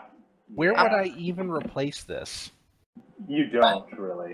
It costs more than getting a new keyboard. Yeah. It doesn't cost more than getting this keyboard. Oh, you got one of those fancy ones? All right, not super fancy, but it is a nice keyboard. What do you got? I have a DOS keyboard. Oh, okay. I completely forget what model this is, but it is DOS keyboard. And fortunately, if anybody knows anything about the actual keys on keyboards, there's different kind of switches for them. It's not like the really clicky kind. I really like the clicky kind. It's more like the cherry, not the cherry blue switches, but the cherry brown switches, like they're the half clicky ones. Oh, mine's similar to that, but I have the Logitech that's all mechanical and has the additional buttons you can program. Yeah, no, this one's it's nice. I wasn't hardcore enough to get the one that wasn't labeled, like the one that just had the blank keycaps. Oh yeah, I would never do that. Well, if you're a hardcore touch typist, you know where all those keys are anyways, so you don't need labels. Apparently labels it are for makes the weak. it makes you a faster typer. I've heard. Yeah, if you know your touch typing off by heart, you are a faster typer. I like this one. This is the one I got at Black Friday last year for like $100, and it's like this nice mechanical keyboard. Best one I've ever had. Nice. All right, can everybody see the page? Steph's not back yet. This is the one we were on earlier that you asked if we could see. Perfect. Yep, I got it. Oh, those guys don't look dangerous or anything. Those guys look super friendly. Let's go up and give him a hug. Let me know when we're back live. I'll play him a song. Give him hugs with pointy objects. I'm whopping a tea bag in my teacup already. Yep, I've got my second beer of the evening right here, so we're good to go. Ooh, I should crack up some cider next week. Mm. I don't really like do beer or tea or coffee. I do water. Water and like ciders and spirits. I like cider. Actually, I recently had one. It's from Berry, and it's actually called Dragon's Gold. Mm-hmm. It's a nice dry cider, So that's it's not too sweet, but it's not too dry either. So it's the perfect balance between the two on the drier end. Nice. My my boyfriend is really big into cider. We have this I forget what he's into right now. It's some kind of apple cider that he's just absolutely in love with. And then before that, it was like this cider, this like berry cider from Sweden, which is actually really nice. I love the really dry ciders. There's one from northern Michigan that is so dry it hits you initially like apple juice, and then you realize there's absolutely no sweetness. It's quite. Ooh. Yeah, it's called Nomad, but Okay, trouble finding it. Might make it up to Toronto. When are you coming to Toronto? I don't know when I'm coming up next. He means the cider come to Toronto. Yeah, that I don't know. Yeah, when you come up, bring the cider with you. Yeah, exactly. Yeah. Chop. Everybody back? Steph's still making tea, but I think this is just a little thing, right? We could probably go without her. I'll wait. All right. Just so you guys are aware, Winthrop, you would know that Wakanga, you can buy common or uncommon potions and spell scrolls of first or second level from him. Quick question. How do you spell Wakangu's name? Wakanga. Uh-huh. And last name is O''Tamu. Wakango Otamu. I forgot we had that money in the group fund. No, that's how much we got last session. Oh, that's total? Oh, okay. I thought that was the group. So we should probably put a date on that, right? I will. Where's everybody looking? In the character section, there's one called Treasure Listing. Oh, shit. And then the Gem of Brightness. That is a picture of Wakango I just put up. Oh, there we go. Nice. And it's a handout, too. I like it. Nice. Yeah, there's probably one for every single NPC. That is a brilliant idea. I need to do that. Having purchased the Curse of Strahd module for Roll20, it does the same thing. It also has the terracotta or Taroka decks, and it also has stuff like, hey, this is how you get madness, and the extra backgrounds you can take, but you can't plot them into the character sheets. Oh, so if you buy the adventure, it comes with all this stuff. Yeah. Yes, that's what you get for amazing. spending the money. All the maps are set up so that in a future update, they're going to release it so it's automatically set up for their new form of dynamic lighting, which after you leave a room, it grays it out, but still leaves it visible so that you know, hey, I've been there and that's where it's located. Okay. Nice. Oh, this is going to make running Cloud Giant's Bargain, if they have it, so much easier. I tried to make the maps manually, and that gets all like round, like towers and stuff, and I'm like, oh my god, this is a pain in the ass. Yeah. Somebody on Reddit yesterday put up one of the maps for Cloud Giant's Bargain. Like, it's still a little bit away. We're still working through Cairn of the Winter King from 4E. But we're running Cloud Giant's Bargain after that, and then it's just like, oh my god, the maps were a pain in the butt to make. Cloud Giant's Bargain is it's basically takes place in the Acquisitions Incorporated universe, doesn't it? Yes. I believe so, yes. There's like 6 different steps from being an actual member of Acquisitions Incorporated as an intern. Like you're like the grand sub alternate disciple to the weekend crew member intern. Newsroom intern. Like there's like 6 different levels, and it's all set up on the main page of it. It's amazing. Yeah, I can send to Christopher the full-sized maps that I used when I ran it at the convention, which will help you guys. Oh, thank you. Cool. I have to read through it again because I'm running it on the 5th. Eek. I was going to try to repair this foot, but it looks like the other little peg's cracked off too. Shit. I also have a skull with gem eyes that I made for the Kong. Oh, that's right. I remember that. Mm-mm. I mean, I I'm need not right to make now. it to the next Sorry. con. No, it's okay.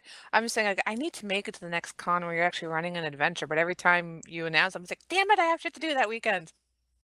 Well, just look for when Breakout is in 2018. It's 16th, downtown. 17th, 18th Well, that's more convenient for me. of March. I had to TTC it for an hour in order to get to get. Actually, no, I didn't TTC it. I drove, which is why I, didn't stay very late.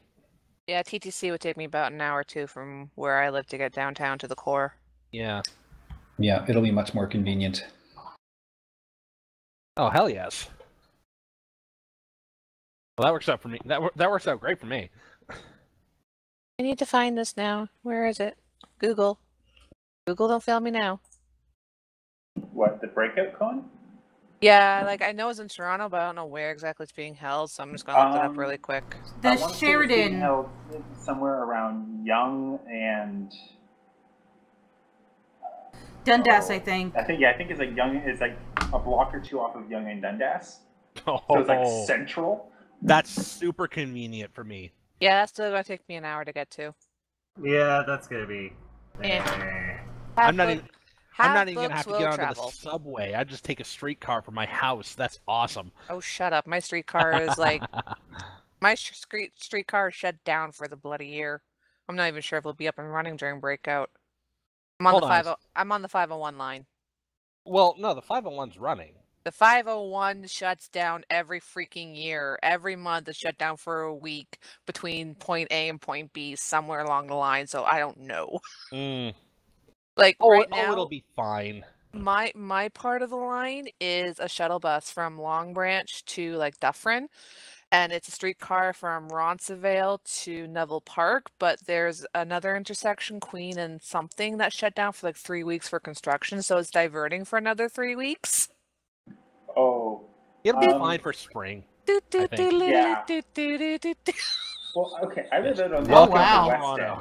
I live out on the west end. Okay, I live basically Islington Avenue area. Lakeshore and Royal York. Oh, okay. I actually live between Islington and Royal York, more closer to Royal York. Oh my God! Hi, neighbor.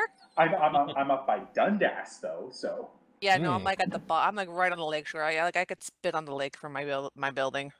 Oh, nice. Yeah. I know the area. I looked into the area. I could not afford the area. Boyfriend was already living here. I just moved in with him, so I got lucky. Yeah, that is pretty lucky. Oh, that's cool.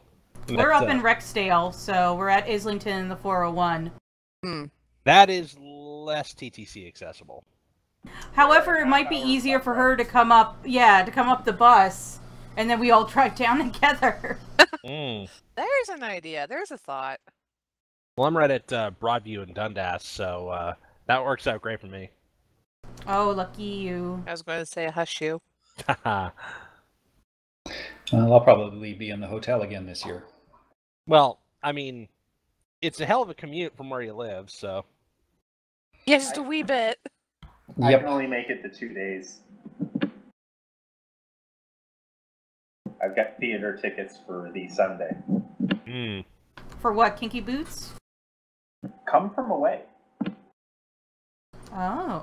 Oh yeah, I gotta see when all of my events are. Like, boyfriend buys a lot of theater tickets too, so I have no idea what's going on next year for us. Like, it's literally just like, hey, we're going somewhere this weekend. I bought tickets like a year ago. Okay. All right, are we ready? I think so. Yes. Yep. I'm good to go. Okay, so the Tairiki anchorage lies just outside the city's east walls. Narrow dirt paths wind around gatherings of buildings made from weather-worn stone and wood, and at the north end a small group of docks branch out into the bay. Unlike the main harbor, there is no lighthouse here and no guard patrols. The directions you were given lead you to an alleyway at the west end of the docks, back near the city walls. As you can see as you walk up, the very simple sort of wharf and docklands here, you can see this alleyway as, being looked after by 3 nefarious-looking characters, none of which seem to be paying terribly much attention to their duty. And you can see that a locked grate is in the floor at the back end of the alleyway, marking the entrance to the underground tunnels that you were told were probably where these things were being smuggled into. It probably leads down to a cavern of some sort. How would you guys like to approach?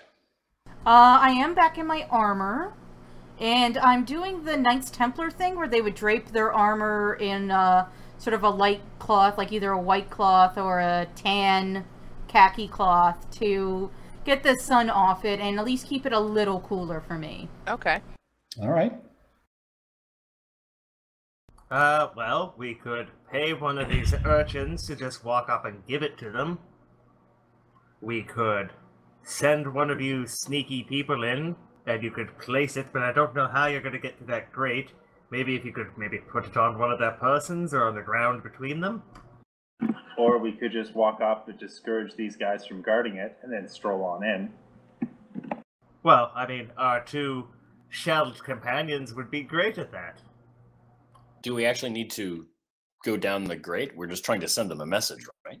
Or Well, we also want to find their potions and make sure that they're either true. no longer being distributed or have been reapplied to our own coffers. Then we can present ourselves as inspectors. In the one part of town that doesn't have guard patrols. Yes, that won't work. We could just strong arm our way in. Does anyone have some magical spells? Invisibility? Not yet. I don't. I can make him laugh. Make him laugh, make him laugh. You can make him cry, too. I could make him cry. Damn it, Beatrix. I'm a cleric, not a magician. We could... I'm sorry. So we are actually planning to get inside, all of us, right? It's not necessarily required, I don't think. I was thinking, like, one of us sneakies can maybe somehow get up on the rooftop and you distract them, and then we drop down and go through the grate. I believe it's padlocked. Ah. Now, as one does, as a young scamp with his classmates' boots, we could tie it to a rock, and you throw it into the grate so it lands, on one of the rungs and hangs there for the next person who goes down. Or it could just fall into some dirty water. I don't know that we're in a position to discuss all of this. I think we better approach and make it clear what we're doing here. You can see that one of them has certainly noticed you, but they haven't moved forward or anything at this point. But, he kind of clicks his heel on the ground, and the other 2, just sort of stand a little straighter. All right. Well, I think I'm going to take Hollis and I'm going to just sort of wander over to sort of these stalls over here and just kind of get out my guitar. Just start entertaining the masses. Well, as you can see, most everything around here is strangely empty. These stalls that are up along the water, this is the backs of them. They face out onto the wharf. Okay. And you can clearly see that everything around here seems to be maybe suspiciously empty. Seems like a waste of retail space to me. I could use my noble bearing to just send them away. Honey, that's how you end up with a knife in the back. Yes, if you'd like me to try that, I can. Pass me the coin. So this guy walks and just, boy, what's your business here? Move along, folks. Ah, this will do nicely.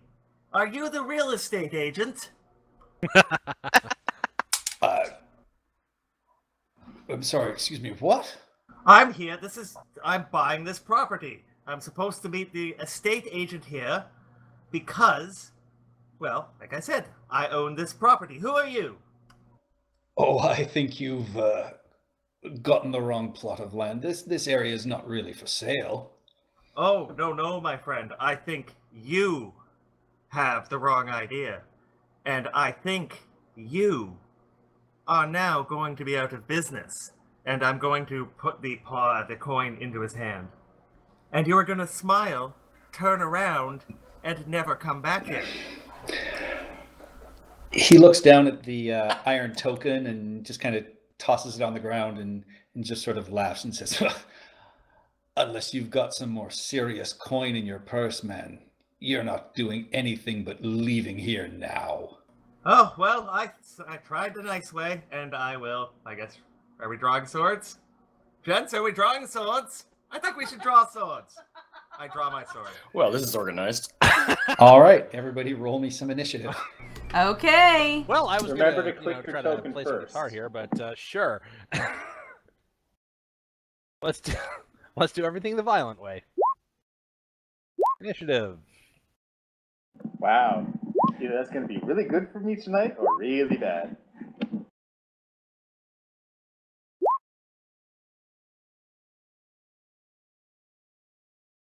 Ah, crap.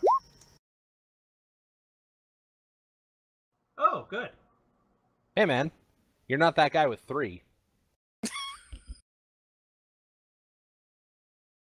That's So- right. I'm just above him. First up is Deep Walker Bow. Hells. So everyone's drawing Um, swords. Talk some Question. sense into him. Question before we start. The one guy who's in the middle of 4 spaces. He's really big. He has a wide stance. He's not Larry Craig. There, he should have snapped into place now. Okay, yeah. Yep. So we've drawn swords. No one's actually. I'm the first one making moves, right? That's right. Yeah. Just bring Okay. it on in. Your kitty ears heard me draw my sword, and you Hollis spring is into against the action. We wall, heard strumming you his say, guitar. are we drawing swords? How Oh, that do. how tall is the building? That building is about 20 feet. It's 2 stories. So with the tree, you'd certainly be able to You can know, easily climb climb it it. fairly easily. Yeah, I kind of want to do that. I kind of want to jump up on the roof and then ready my action and just be like, because I'm squishy. I don't want to fight if I don't have to, but I'm certainly going to cover your asses if we do. So I'll do that. I'm going to just kind of jump up on the roof here, climb up, and then ready my action. If any of these 3 guys tries to go for any of you, I shoot him with my short bow. I was trying to remember if you had a ranged weapon or not. Yep, I have a short bow. All right, with that, Snipey McSniperton. this bandit here in the back steps forward and just says, look, we don't need this trouble here right now, okay? Just pack your crap up and get out of here. This is not a safe area for you people to be. Don't make me tell you a second time. They're attempting to be reasonable. This is I am kind of surprised. disarming, actually. An intelligent god couldn't be. Look, getting into a fight is not worth our trouble here. Just go away. That's all I'm going to say. And with that, Baka, you are up. I would like to point out Baka did want to smash. Baka smash. I don't think that was Olo smash. That was Olo smash. Olo. I mean, you are brothers, so. Who could tell them apart, really? We're not brothers, though. Brothers in arms. Okay, yeah, brothers. Turtles at arms. There you go. You have to look for the color of the bandana. That's the only way you can tell them apart. What's Baka doing? Well, okay, you know what? Baka is going to throw a spell at the guy in front next to Winthrop.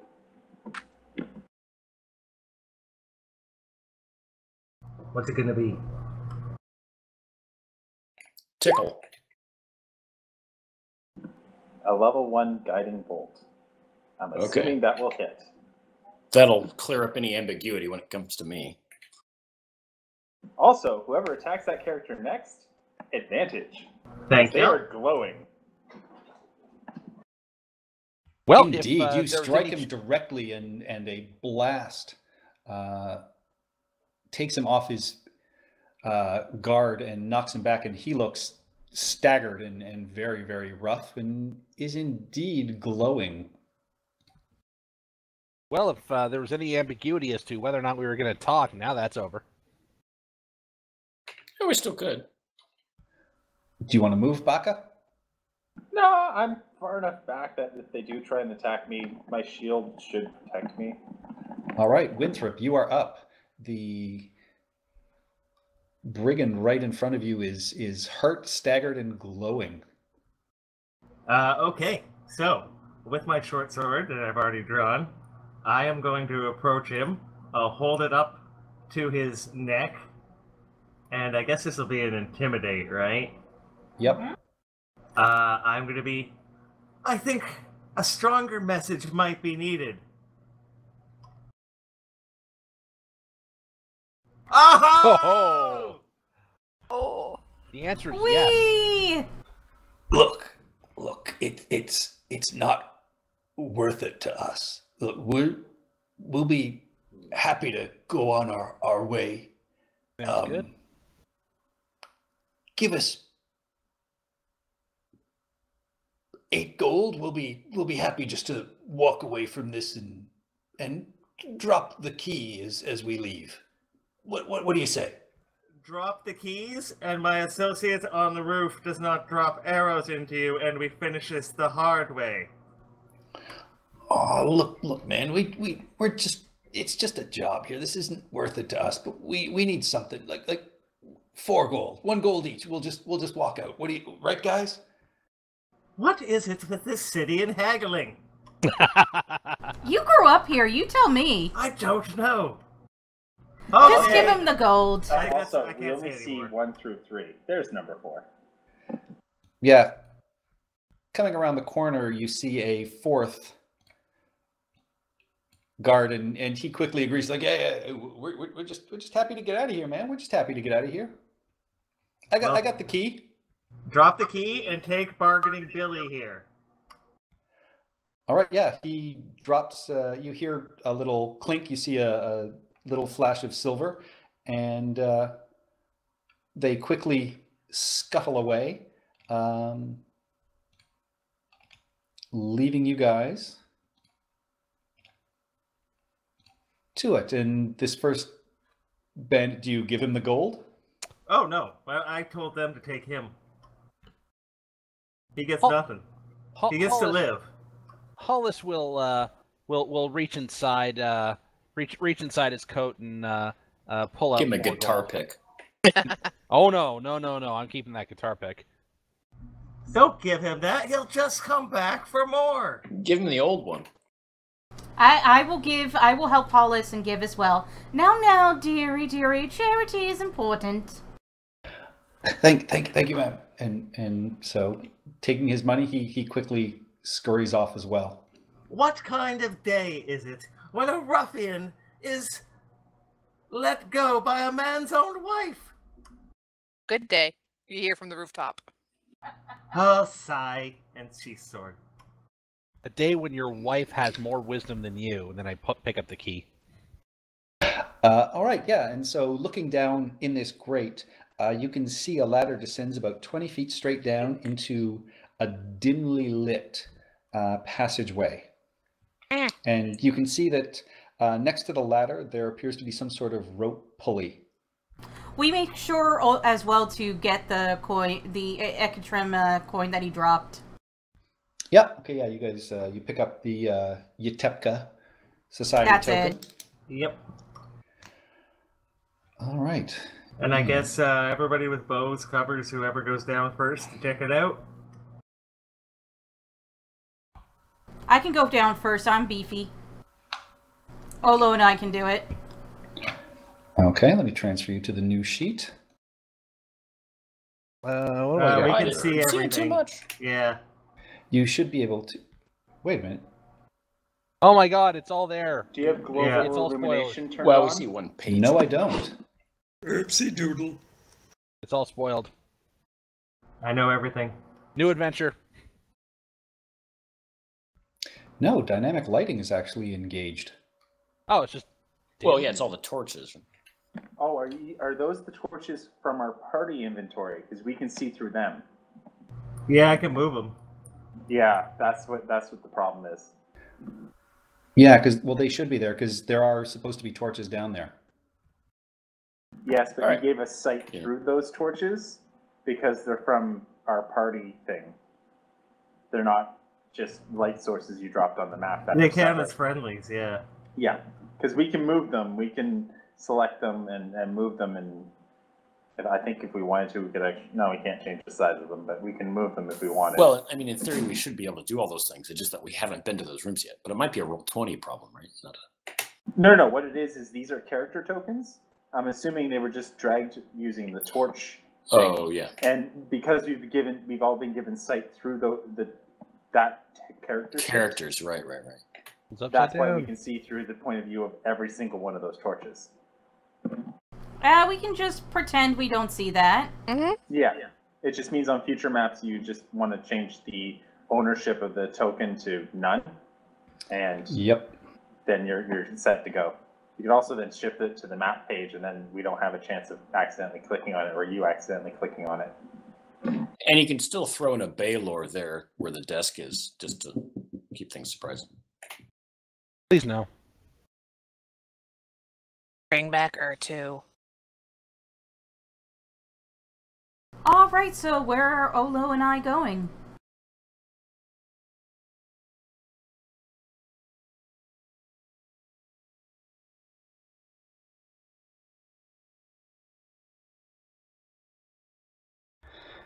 So you can see down here, the walls are crafted roughly of hewn stone and dirt. The ground is somewhat uneven, and there are occasional slight dips and slopes. And you can see dimly lit from, light torches that have been put up. You see what appears to be a storage room that is littered with various crates, boxes, and barrels, and a small desk sits in the corner of the room. Well, I guess we found our spot. Is this their supply? Because a good message would be just smashing this and leaving the coin on the table. Or we I could highly take doubt it. it is. There might be records here of their illicit activities. All right. I'm gonna step inside. Walker?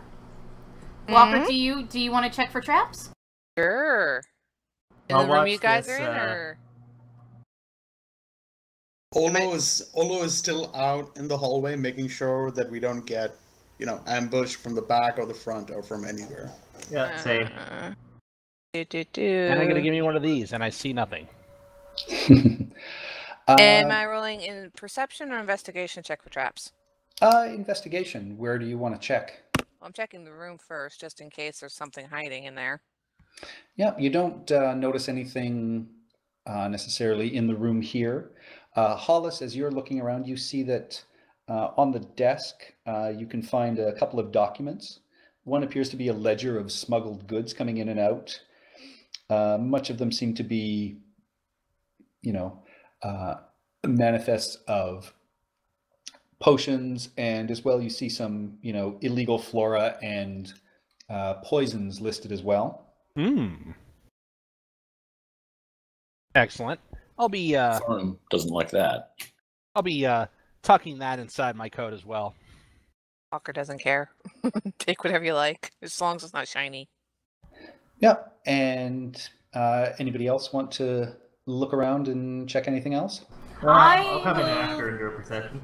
Sorry, Steph. I will take a look at the crates and see if there's any of these potions that they're talking about.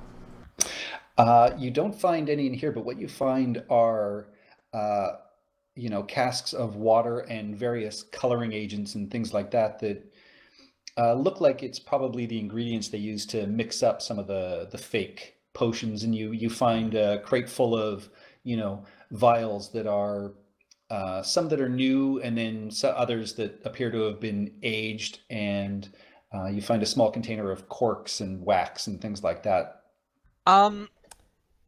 Okay, are there any like small bags and stuff around here? You notice there's a very small sort of pouch sitting on the desk, and there are a couple of sacks of what appear to be flour or something other than that that you could probably cut open and use as a small sack. Okay.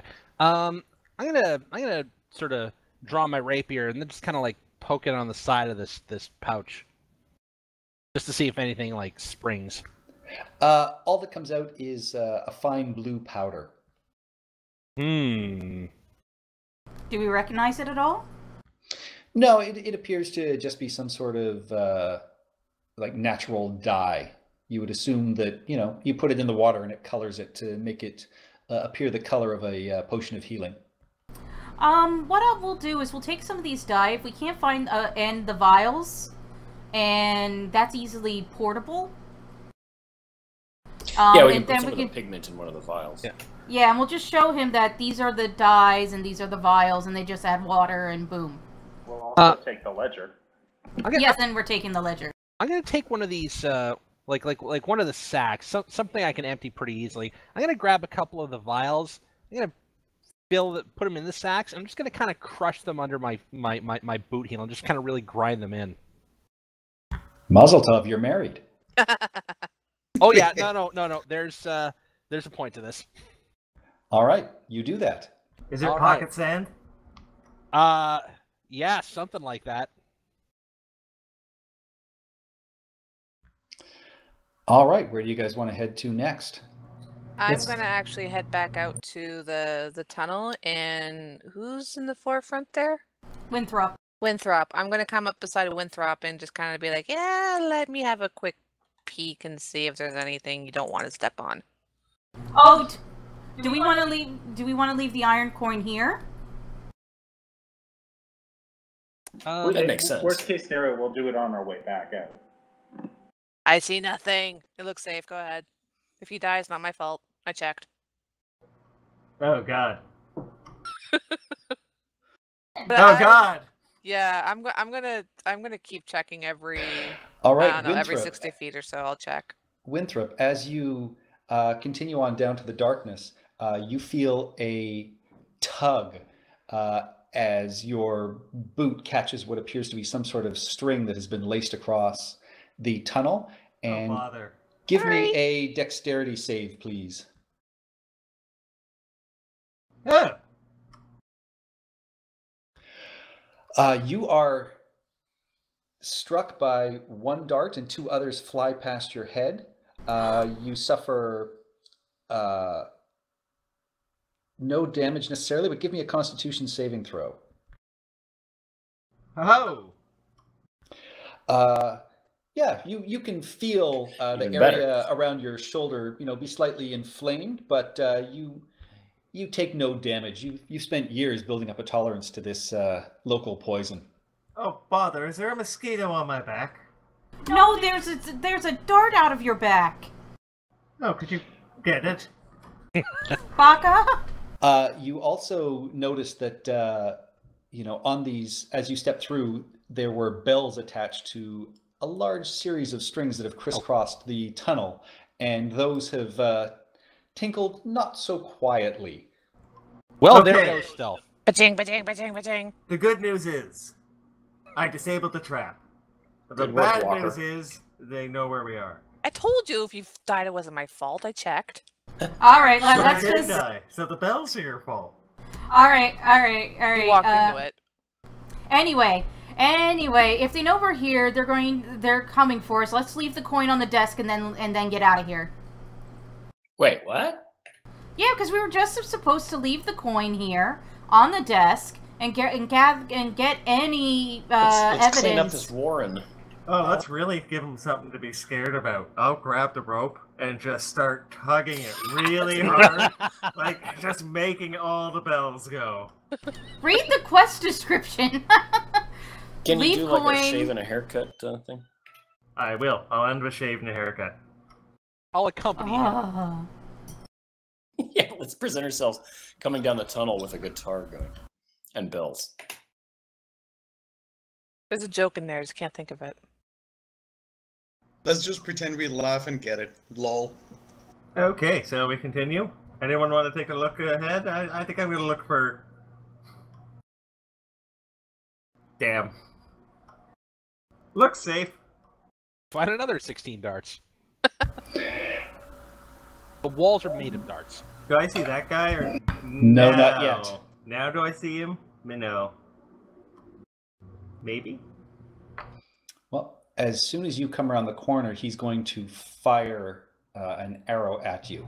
So, like, where? Here? Or here? Just put me where I come out.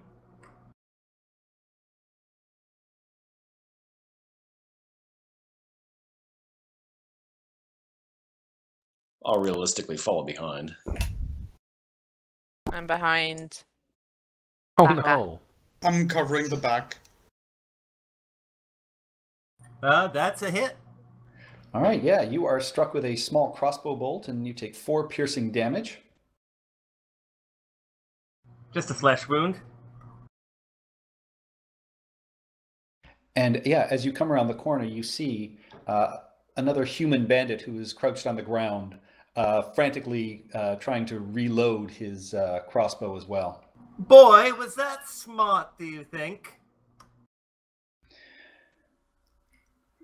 It'd be smarter if you just turned around and left. We'll gut the lot of you. Want some initiative? Indeed.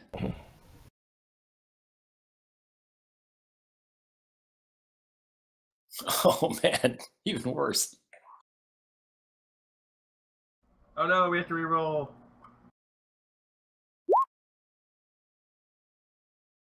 Ah, my 21. It was so good. Oh, come on! Okay, let me reroll.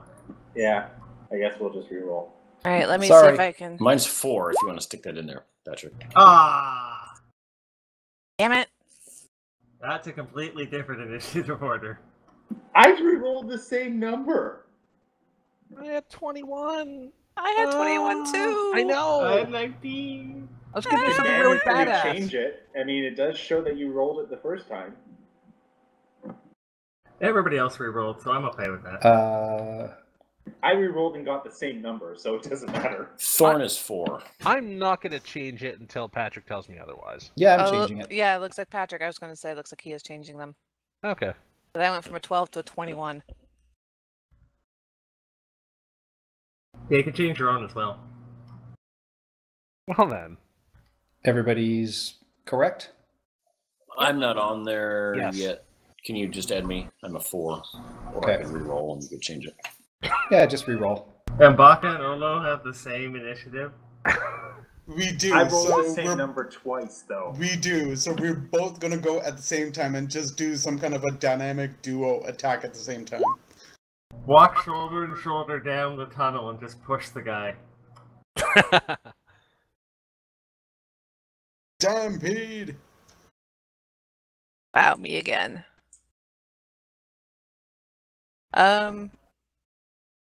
Okay, so I know that Winthrop's been hit, but I can't see the dude yet, right? Correct. Okay. If I can I see if I'm behind Vorn or Thorn? Yes, there we go. Yep.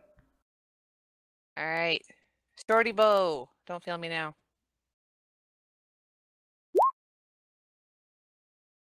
That is a hit. Ah, there you are. Ah, tit for tat. Yeah, your arrow strikes him true in the shoulder, and he reaches up and snaps it off, but you can see him wincing greatly in pain as he does so. Woot. And yeah, I'm not going to use my cunning action. I'm done. Okay, Hollis. So what was his response? If you were smart, you'd leave. Yes. Yeah, something like that. I'm gonna look down the tunnel at him, and I'm gonna say, if you're twice as smart as you were, you'd still be half as smart as we are, and hit him with one of these. Hit him with one of these. Damn it! Huh. Where the hell's my spell list? So that was smooth. Yes, there we go. So wisdom save 12. Oh, he totally fails. Mm. And with that damage, he actually grabs his head and goes, "What? Half?" And he falls down dead. Ooh. Ooh. Was that a whoops? These guys are well, smugglers. They're not exactly, wanted men in society. True. They're wanted men, but not in society. They're soft. Let's chop it up to it's complicated.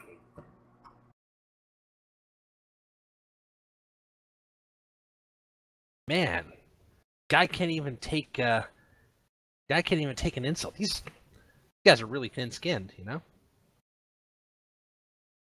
Wait, I missed that. Did the vicious mockery kill the guy? The vicious Yes, it did. mockery killed the guy. Yes, Oh, I man. He was insulted him to death. insulted to death. He After just had he a got very hit with a short bow.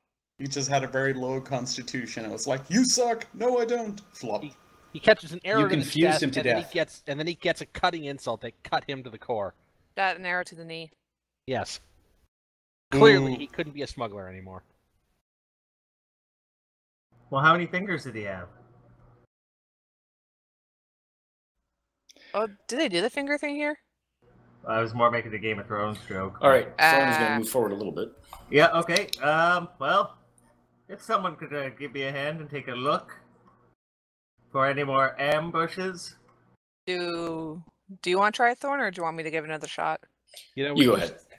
We can Okay. just leave the coin on this guy and leave. And pull the bells a few more times as we go. She... All right, Walker, as you are moving forward and looking a little more carefully, you notice in the ground here, there appears to be an area of the tunnel that is slightly different than the rest. It looks a little smoother. Would I know that as like a pit trap? Like, would I be able to identify what kind of trap it would be if I know it's a smooth floor? Yeah, as you look more closely towards it, you can see that it appears to be some sort of pressure plate. All right, so I pointed out, I was like, guys, you don't want to step here. So, and it's right there. Okay. Do we want to try and disarm it, or just walk around? Can we walk around it? You can walk around it, or you think you'd probably be able to disarm it as well. Can you ping it? Could you ping it again? Is it possible to draw a box? There, that's it. Yeah, we can walk around it, No but steppy there. do we want me to try and, I mean, like, if we have to make a hasty retreat, we may trip back over it. Yeah, we can still Disabling it's always best. Okay. So, what would I roll to disable it? It's a dexterity check with your thieves' tools. Okay. So I just click on my... Yeah, you're able to, find a fairly sharp piece of rock and sort of carefully jam it under, and you've successfully disabled it. All right. I think it's safe, guys. Yeah. Just in case, let's walk around. You have to remember to buy Well, some chalk on when we get back to town. Well, right That now is I'm an going to idea. pull up my Oh, 10 how much foot does pole. chalk cost? Because one so of the we can Daves draw probably around has some bodies chalk. too. I'm going Wait, to pull wait. up my 10-foot pole. I'm just going to sort of tap at it to make sure it's disabled from 10 feet away. It is I- disabled. I think Walker would have to be a lot closer. I don't think, Walker, you're back there if you Man. disabled it. There you go. I think I got an adventurer's pack or an explorer's pack. Okay, no, I don't have chalk in it. The Daves will have chalk. Okay. I think that's like one copper Becca surges piece. ahead. And I'll cover Bacca because it's a long hallway. I guess on this side so I can see further. Yeah, you can see this tunnel curves in almost a serpentine fashion. There are areas that have been sort of caved in. You see rubble on the ground, and you can also make out quite a few footprints, but it sounds quiet. I don't like this. I'm going to take a look. Any sign of other traps? None that you can spot. No. Now, what about people? You don't notice any other people. Winthrop, however, you do notice on the ground as you're passing by, you see a small object on the ground covered in dust. What ho? What's this? You see that it's a small gold bracelet. Oh. Look at this bauble. Oh, thank you, dearie. Well, I wasn't giving it to you. We're good. You guys have quite the smuggling team. Random, ground bracelets and all. You do notice the tunnel at this point is starting to incline upwards. Okay, well, we'll put that into the group loot to check when we have time. Unless someone wants to cast Detect Magic on it now. No, I think we should push on and clear out this den. All right, well, right behind you.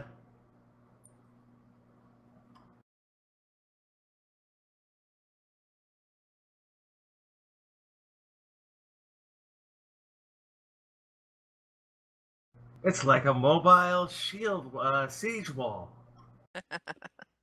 And as you turn the corner here, you see that as the passage inclines upwards, there is a pair of large double doors which are closed in front of you.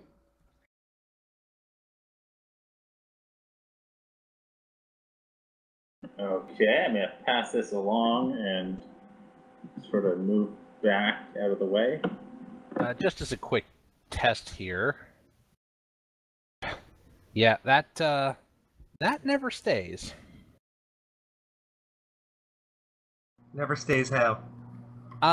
Like, Vicious Mockery will be in my list, and then I click on it, and then nothing. Like, it'll be in the attacks and spellcasting list. I've So had like things attacks, disappear. Right? Yeah, I've had things disappear before. Well, it doesn't disappear. It's there. It's just I click on it, and then nothing happens. Like, you click on it, and it's, like, disabled or broken or something, and I have to, like, go into the spell list and find it. Okay, somebody want to check the door? Walker, darling. Okay.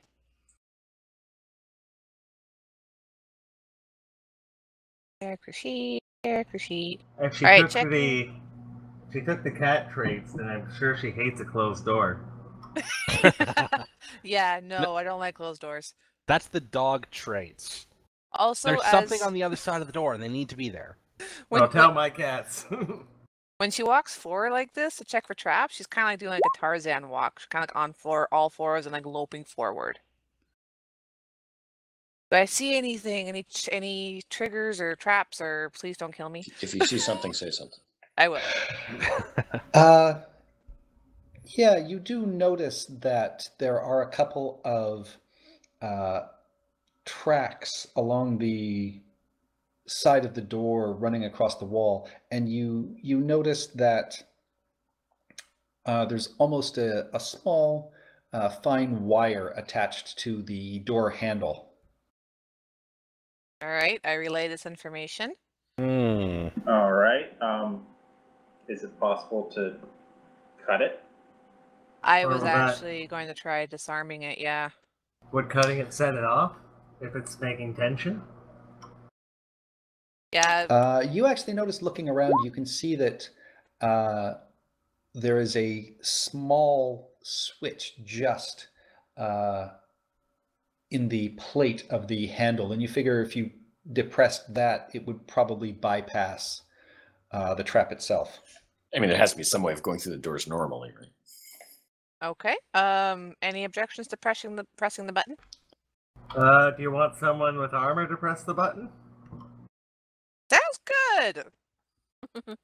I Walker scampers away as soon as you suggest that. She's like, "Yep." Well, one of my aquatic friends. Olo steps forward. It's just up there. Just gotta push up there. As I like cower behind Thorn. Is it something you press down while you're opening the door? Can I tell that? I'm assuming if I can tell that, I would say it. Yeah, that's what you would have assumed. So we're going in then. I say we're going in. We're going in. Just in case, I'm casting guidance on myself. Yeah, I'll get up there and have an arrow ready for next smuggler. And for oh god, what the hell is it?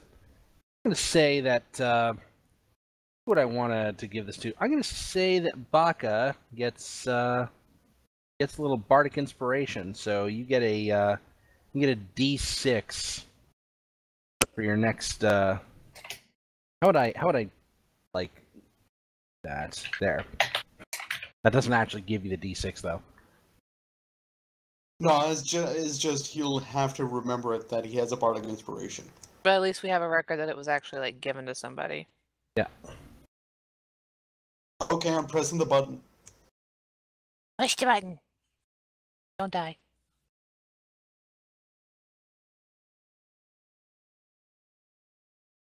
Yeah, you press the button. You can hear as you turn the handle a slight creaking sound, and a couple of drips of water sort of fall out of the track in the ceiling. So you get the sense that this probably would have started flooding the tunnel had you not opened it properly. But the doors open, and ahead of you, you can see the opposite end of this corridor takes a sharp ramp upwards towards a wide set of wooden steps. And you also spot a small archway leading off to the north.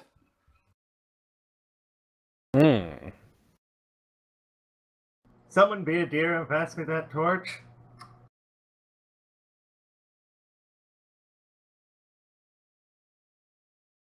I guess I pass it because I think I'm closest. Okay, thank you.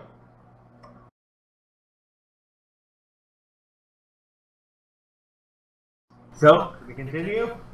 I guess so. Okay, so I guess we'll move up in this kind of, this formation we're in right now. Well, before that happens, I can actually see these guys, can't I? No, they've actually, they should be sort of brushed against the side and concealed because they heard you guys coming because you set the earlier trap off. Okay, that's fair. So who's the first through the door? That would be me. Because I was right behind Kablam! Baka. I was covering him, and then Steph was... Olo was beside me, and then Steph was in there as well. Yeah, so Baka, as you step through the door, a bolt of fire shoots past your head, but misses you and sparks off into the wall. And you can see in the darkness is a dark-skinned man with a longer white beard wearing a blue robe, just sort of looking at his hand and cursing and clicking in some kind of in a language you don't understand. But you can tell by the body language he's upset with himself. Is it Chulton? It is not. Can I use my ready to action to return an arrow? Yes.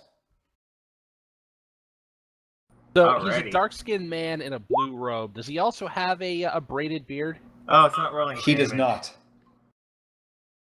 Just We click see on the a name fake in the braided chat beard window lying of your around. weapon, and it'll roll the damage for it. Oh, there we go.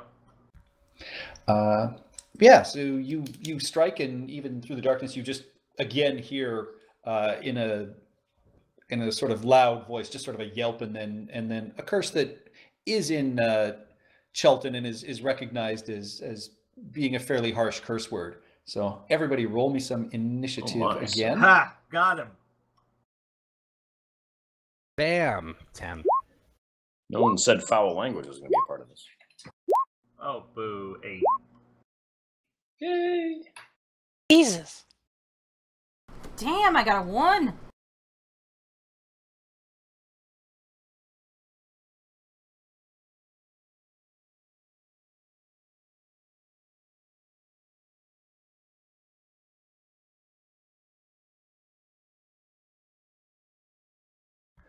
All right, and with that, stepping out from around the corner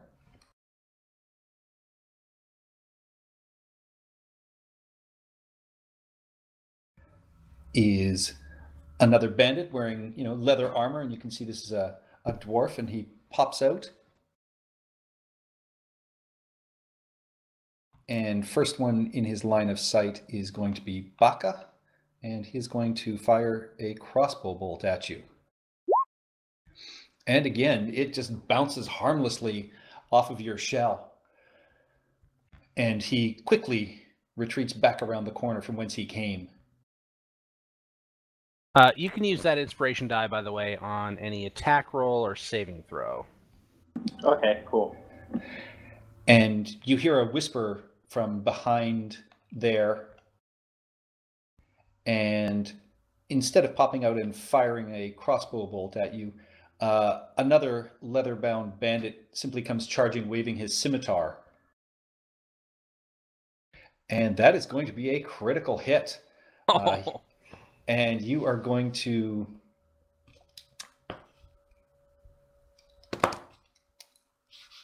take the 13 points of damage. Yeah.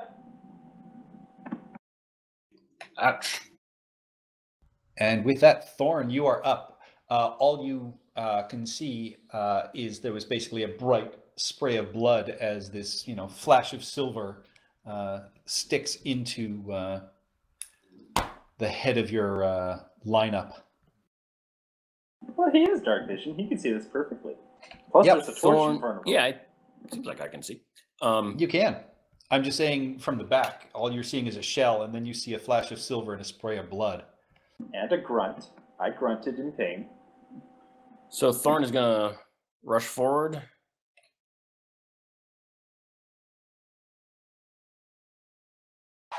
To there.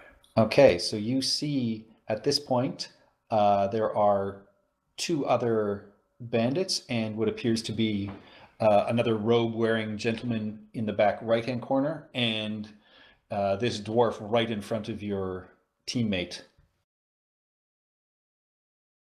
I think I'm going to cast Divine Smite.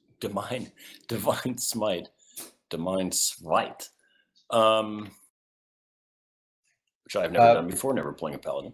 Well, you do that on a hit. You don't have to. No, you don't actually. This is actually a spell.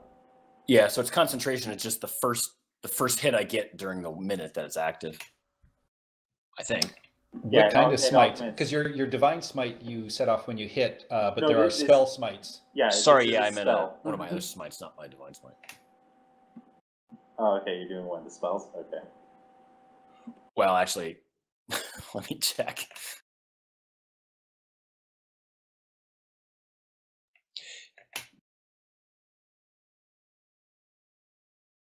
Actually, I will do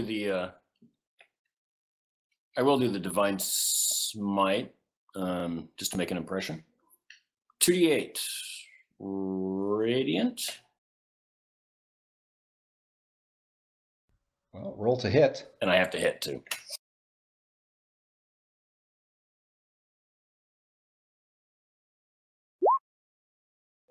Oh, too bad. Unfortunately, with that, yeah, he deflects your attack with his rapier and pushes it aside.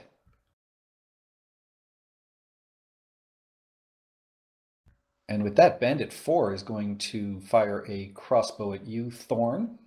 Okay. But it skids harmlessly off the wall just past your head. And you can hear, and those of you who can speak Chult, hear the older gentleman in the blue robe just saying, "Oh, come on, can't we hit these people?" And Deep Walker Bow, you are up. We know they can hit, but they only hit with criticals. Okay, now beyond Thorn, where all the bad guys are that I assume, can I see any kind of cover anywhere? No, it's okay. a large sort of open unloading area from what you can see. There are stairs leading up to what you assume is probably their dock outside, but this is just a large open room. Sad face. I was going to try and dash past and duck behind something and shoot. All right. And friendly fire doesn't count, right? I can shoot past allies, or do I have to actually move past them? You can shoot past them. Okay. Yeah, so I'm going to go for the one right here that shot my turtle buddy.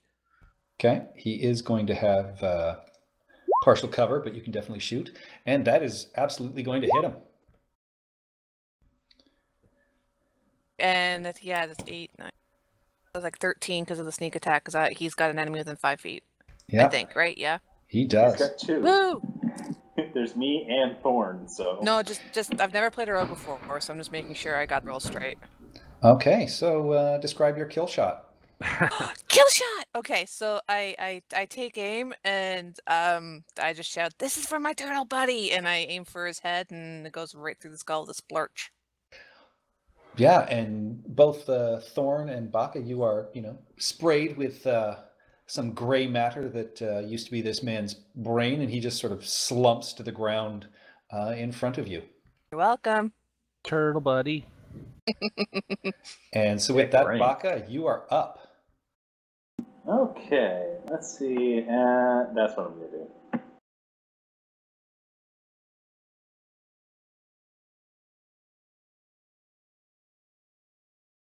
Move 30 feet up to there, Shillelagh, and we're going to attack the wizard-looking guy. All right. That is a hit. And yeah, you thump him, strongly and loudly, and hit him in the midsection, and you can just hear the breath just come shooting out of him. Time to knock some sense into you. That's my turn. All right. And with that, he turns towards you and attempts to grab you. Seriously? That doesn't sound appropriate. He's like just reaching out to try and grab you with his hand. Oh no, don't let him do that. Come here, little boy. I'll this make you famous. Yeah, no, if this is a... Harvey So make me a dexterity save, please. Use inspiration. You don't want this. And you said it was a D6 for inspiration? Mm-hmm.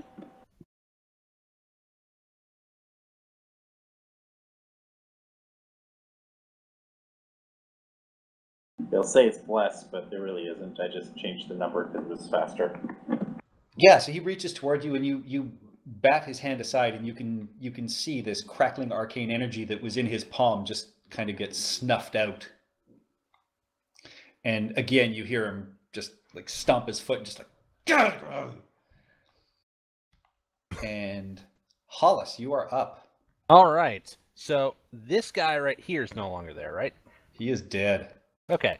So if I cozy my way on up to this place so that I can see the action unfolding. Tell you what, I'm going to make a calculated risk. Yes, it's time for a calculated risk. So here's where the entertainment value is going to happen. Can I see this man that I see in the corner right here? No, he ducked back behind that wall. Okay. So he's there because he popped out earlier and fired at you guys, but he missed and then headed back there. All right. I don't think I need line of sight for this. Cast at what level? Level 1. Right there. That should be everyone. All right, roll your dice. 19. Oh, so it's 19. So I go down sleeping. From lowest to highest. Yeah, I have lowest 4 to hit highest. points at the moment. Yeah, Baka, you go down. I thought you had more hit points. I have 19. I took a critical hit of 13. I thought you had more hit points.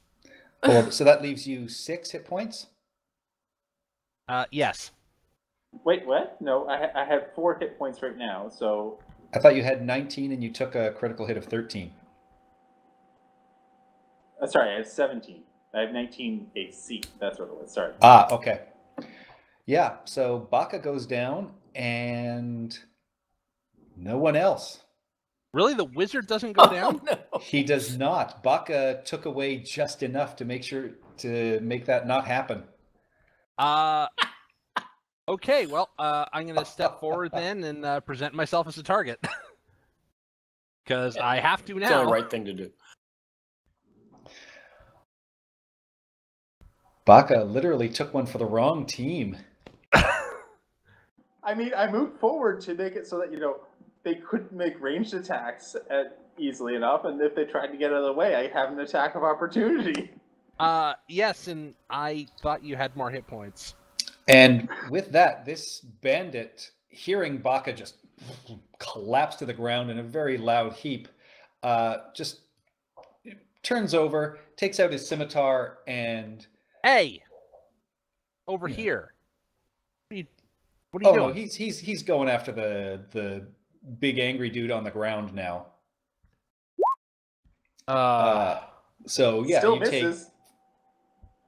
He does. He scrapes it off of your shell. But he looks pretty pleased with himself, thinking he got you. But no, you are absolutely undamaged. And that is his turn. Winthrop, you are up. Okay, so I know he's sleeping magically, and I can't be affected by difficult terrain. Can I run up and jump on top of his shell and share a space, or no? How much movement do you have? Oh, I think I have 30, so let's see. 5, 10, 15... You don't have enough, because I moved 30 feet to get to there. Oh, yeah. Yeah, you could make it in front of him, but you couldn't make it to him. Well, then it's later last time. Hunter's Mark on Bandit 1. How do I cast that?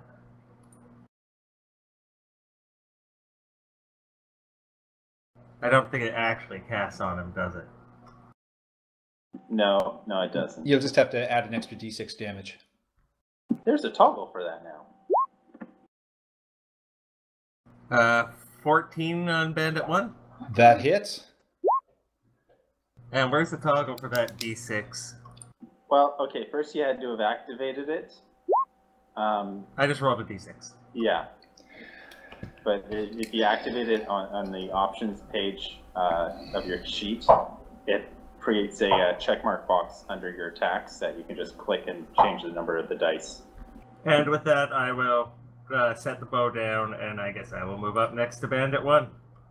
All right. And Bandit 1, after you've shot him, he is bleeding as you did manage to pierce his chest, and you can hear his breathing is just kind of ragged and sucking very, very hard, but he is still on his feet. Okay, and I'm right up in his face now. And okay. Olo. Olo from this angle sees Baka go down in that what looks like a very dark area, and he just screams. It's like in the turtle language, Aquan, brother, and I just. I told you they were brothers. Brother, as in like brother from another mother. Brother from another mother, but yeah, that whoever's measuring me, yeah, I'm not gonna reach anyone. So you can dash. I could dash and hit someone at the same time. Yeah, so I'm just gonna. Where the hell? Okay, Winthrop is right there. Baka is over there. Okay. Dash. Yeah, I'm gonna dash right there between what looks like a bearded old guy and the other. Could you grab that torch on your way by? We need some light up here.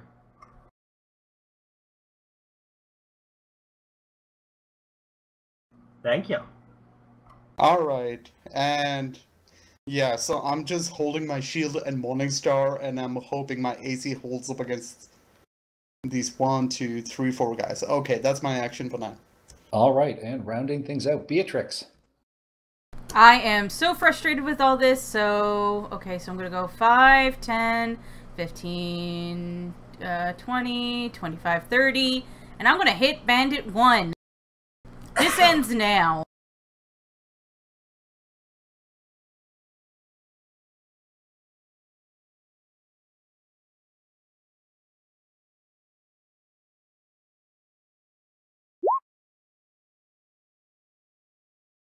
Unfortunately, no. He sees you running and charging and is able to parry your longsword as you swipe at him. All right. Son of a bitch. All right, that's the end of my turn. And with that, Bandit 2 is going to run across here and take a swing at you with his scimitar.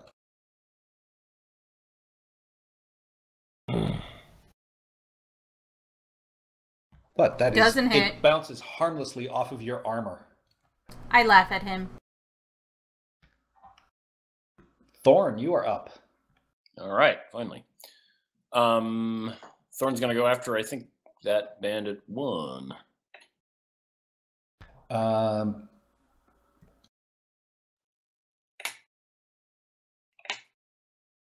work? Yep. There he is. Looks like he's straddling. No, Bandit squares. 1 is next to me. I think that's Bandit. That's Bandit 2.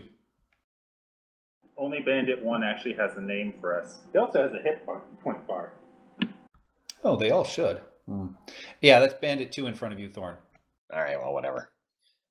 I'm not going to try to get that straightened out in the heat of battle. Oh, wait, are you Bandit 2? All right, so I'll go after him. My name is Carve.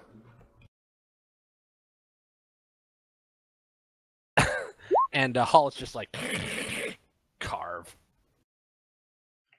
That is and then I'll add definite that hit. Divine Smite in there.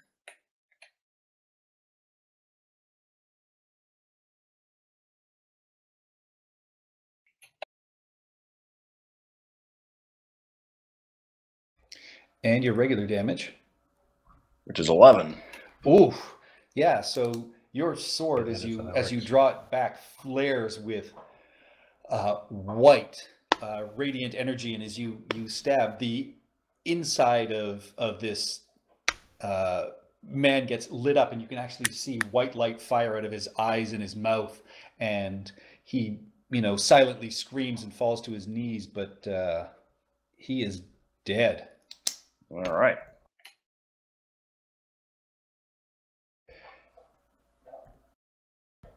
And with that, this bandit in the background, seeing this, is going to come charging around here, following the outside wall, and try and stab at Thorn from behind.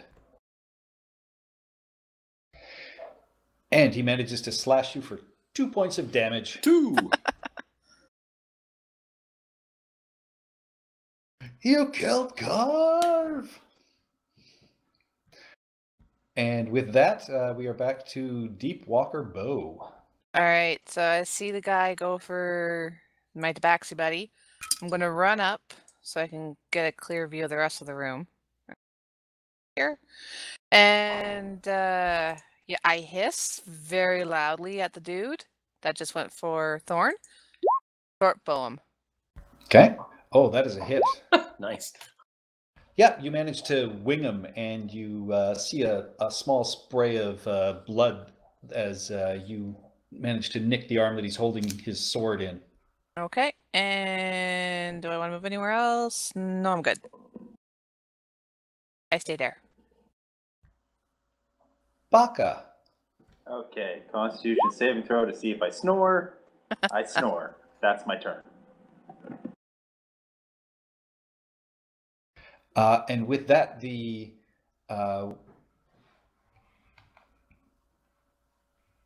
man in the robe is going to look around at what is going on, and in a flash of sort of gray smoke, he vanishes. And that's not good. you can hear the sound of footsteps running down the pier from well beyond here. Boo. Hollis, you are up.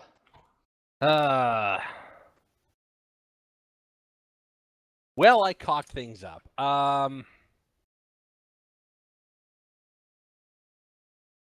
Who is who and where is what? I'm gonna take a look at, or I'm gonna hit. The hell is that? Oh, sorry. That's the draw tool. Oops. Bandit 1. I'm gonna look at him and I'm gonna say, "Man, you couldn't even kill a sleeping turtle." And hit him with one of these. Call it a One bird board. damage.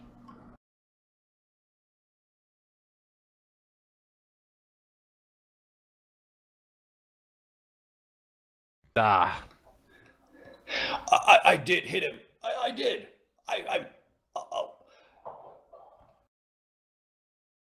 And with that, though, he just shakes he his drops his sword and raises his hand and says, I surrender. I surrender. And I'm gonna use a free action to look over at his buddy over in the corner. With an eyebrow popped. Winthrop, you are up. The gentleman in front of you has just dropped his sword and raised his hands in surrender. Okay, so I am gonna, bolt up the stairs and begin drawing my bow as I'm chasing after that guy. I'll do a double move. I don't know if there's more map or if it's just gonna be... There is no more map, but yeah, you will. You step outside and you can just barely see him turning the corner down at the far end, probably a good 60 feet in front of you still. Do I have enough, do I still have an action to shoot at him?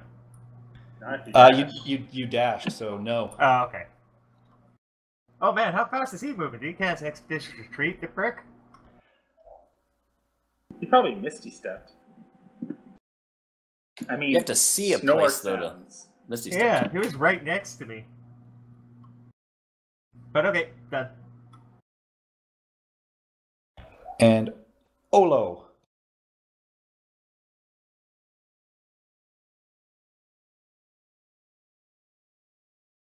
And just snarling. I mean, I'm thinking...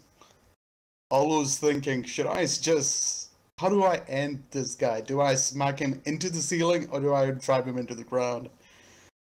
Why not the wall? Okay, let's take the wall. I mean, I'm spinning my Morning Star in my right hand, and I'm gonna see how hard I can hit him into the wall that's on the left side of Thorn. And I'm just screaming, batter up. Like Bandit 1, the one who surrendered? Yeah. Bandit 1. But he ducks. He sees you swinging and he ducks, and yeah, you catch nothing but air and you almost lose your weapon. It just barely stays in the grasp of your fingers. I just realized Beatrix was right beside me, so worst case scenario, she would have taken the brunt. Thanks. And he drops to his knees and just, I said I surrendered. Beatrix. Hey man, calm down. Alright, so he is surrendered? He has. And the other bandit is dead or surrendered? The other bandit hasn't had a turn yet. Alright, so I'm going to say, do you have any of these fake potions you've been selling? And he points just past an archway onto your right, and you see there's a small alcove, and he says, yeah, the next shipment, it's in there. And you can see there's a couple of crates, and he lets you know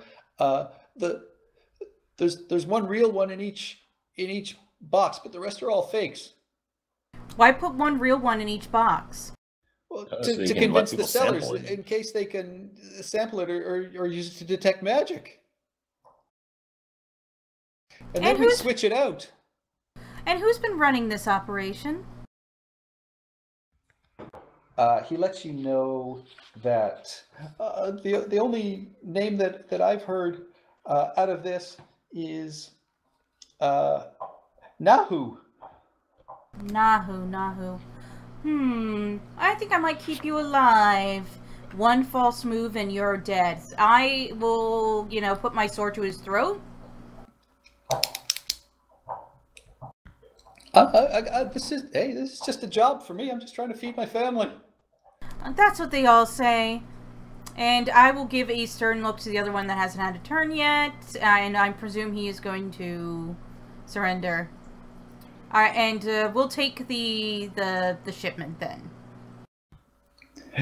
Take it. And as you look at the other bandit, yeah, he just kind of lowers his eyes and looks down. And Thorn, you are up.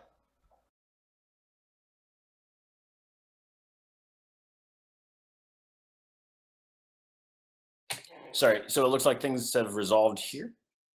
Pretty much. The bandit next to you hasn't surrendered, but his turn hasn't come up yet. But the other one quickly surrendered and pointed out the counterfeit goods. In that case, I think I might risk an opportunity attack, depends on whether the bandit is surrendered or not, and use my feline agility to blast after the wizard and see if I can catch up with that dude. Because then I could still have a turn to do something with. I'll try that. You tell me if I can catch up with him or not. You can get within 30 feet of him, so you would have a clear shot as he is attempting to run. So yeah, you blast past Winthrop. Okay. Well, I don't have any ranged attacks, but I can at least get within 30 feet of him. Yeah. Don't you have any javelins? Nah, javelins. It's not my idiom. Paladins aren't ranged. Paladins start with 5 javelins, though. Didn't want them. Did you not take a crossbow at least? Nope. It's not. I sold that stuff to match who my character was. I'm a Dex Paladin and other plans. So it's what I am. All right, yeah, and Bandit 4 does not take an attack of opportunity against you, and he drops his weapon on the floor and looks at Hollis and Deepwalker Bow and slowly raises his hands as well. Good, you're a smart bandit. Smarter than the other one was. And with that, the next one up is Winthrop. So, well, I was going to. Yeah, everybody else, we're out of initiative. That you guys are out of initiative order. Yeah. So you guys, what do you guys want to do? I'm gonna walk up to Baka and kind of nudge his shell with my foot and say, "Hey, man, no sleeping on the job." What? Huh? What happened? Looks like you got all tuckered out. I mean, I ran in there, and I hit the wizard guy. Where is he? I don't see his body. It happens to the best of us. I think Winthrop and Thorn are taking care of him. Speaking of Winthrop, you have a shot if you want to take it. Okay, so bonus action, and I don't actually have a spell because it's not on the list here. What's the one that I put? Let me open up my Excel sheet. It's an ensnaring strike. So next weapon hit, strength save or restrained, and 1d6 pierce at the start of its turn.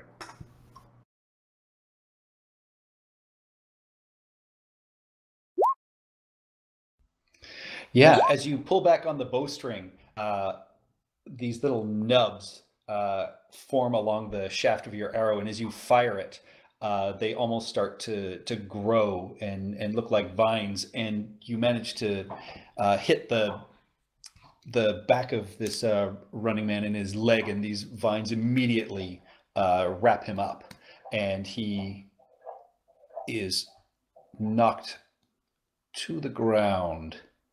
And nice. Actually, and how much? 9 damage? And then 6 more at the beginning of his turn. Yeah. And did you Hunter's Mark him? No, it's still... well, actually, Hunter's Mark is gone because it's concentration. Right, okay. And it was on 1. Bandit 1. Oh, you can transfer it with the bonus action. I can, but not to ensnaring strike. And it only works to do that if the original target is dead. Yeah. All right, and with that, going back to the top of the round, Thorn, you are up. Oh. Actually, cool. So no, hang on. So I guess I run up. I missed his. I missed the. Run up to the wizard. What is turn. his state? Is he alive still? He is alive, but barely. That means he's going to take the damage from the vines and possibly die. Run up and punch him in the head. Just pull the arrow out. Yeah. Actually, I guess I'm gonna wait till the group comes up to him. We can figure out what to do with him. Okay, so with that, roll the d6. Do you want to use that 6 from my last one, or do you want me to roll a new d6?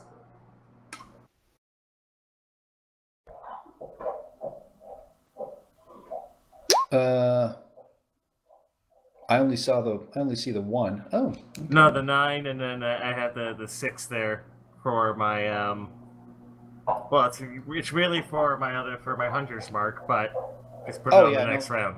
Oh yeah, we can use that, and with that, as he struggles and attempts to get out, he actually does die. Well, then we'll pick him up and take him back down into here with everybody else. All right. Nothing to see here, folks. And we'll leave the coin and take the goods. Yeah. Yeah, you leave the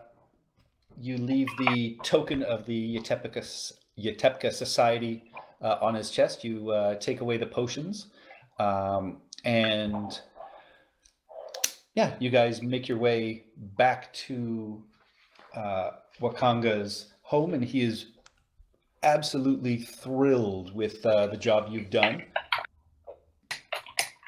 And he offers you the potion of healing, and as he looks through, he only says, "Oh, there's actually only one here that's real, but please make sure you have that." And as well, I mean, I would more than welcome you into part of my storeroom here. I don't keep anything too fancy here, but I have any sort of common or uncommon potion and some spell scrolls up to 2nd level if you wish to peruse my goods. Ooh. And what loot was on all the dwarves and guys and stuff? Each of the bandits only had a couple of gold on them, so in total, you are walking out of here with... Hopefully it's divisible by 7. I'm not sure this one will. The last one, it was just kind of luck that happened.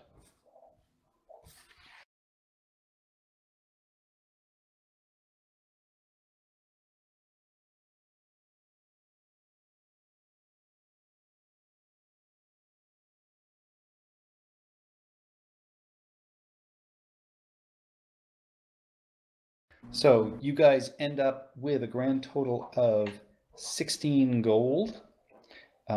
And you have the bracelet, which is worth 15 gold pieces. Nice.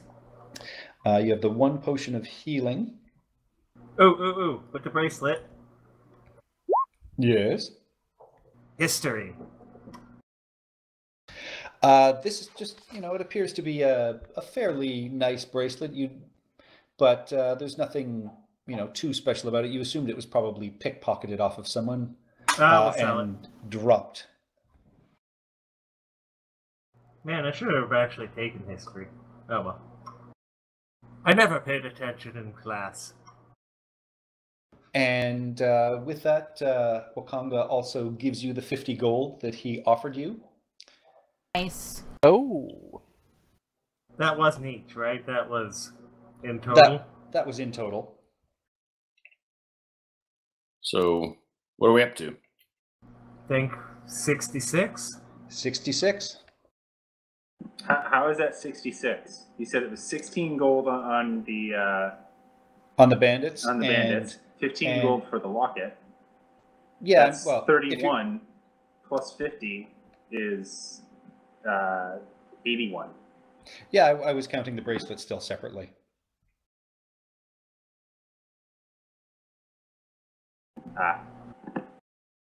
So, party fund?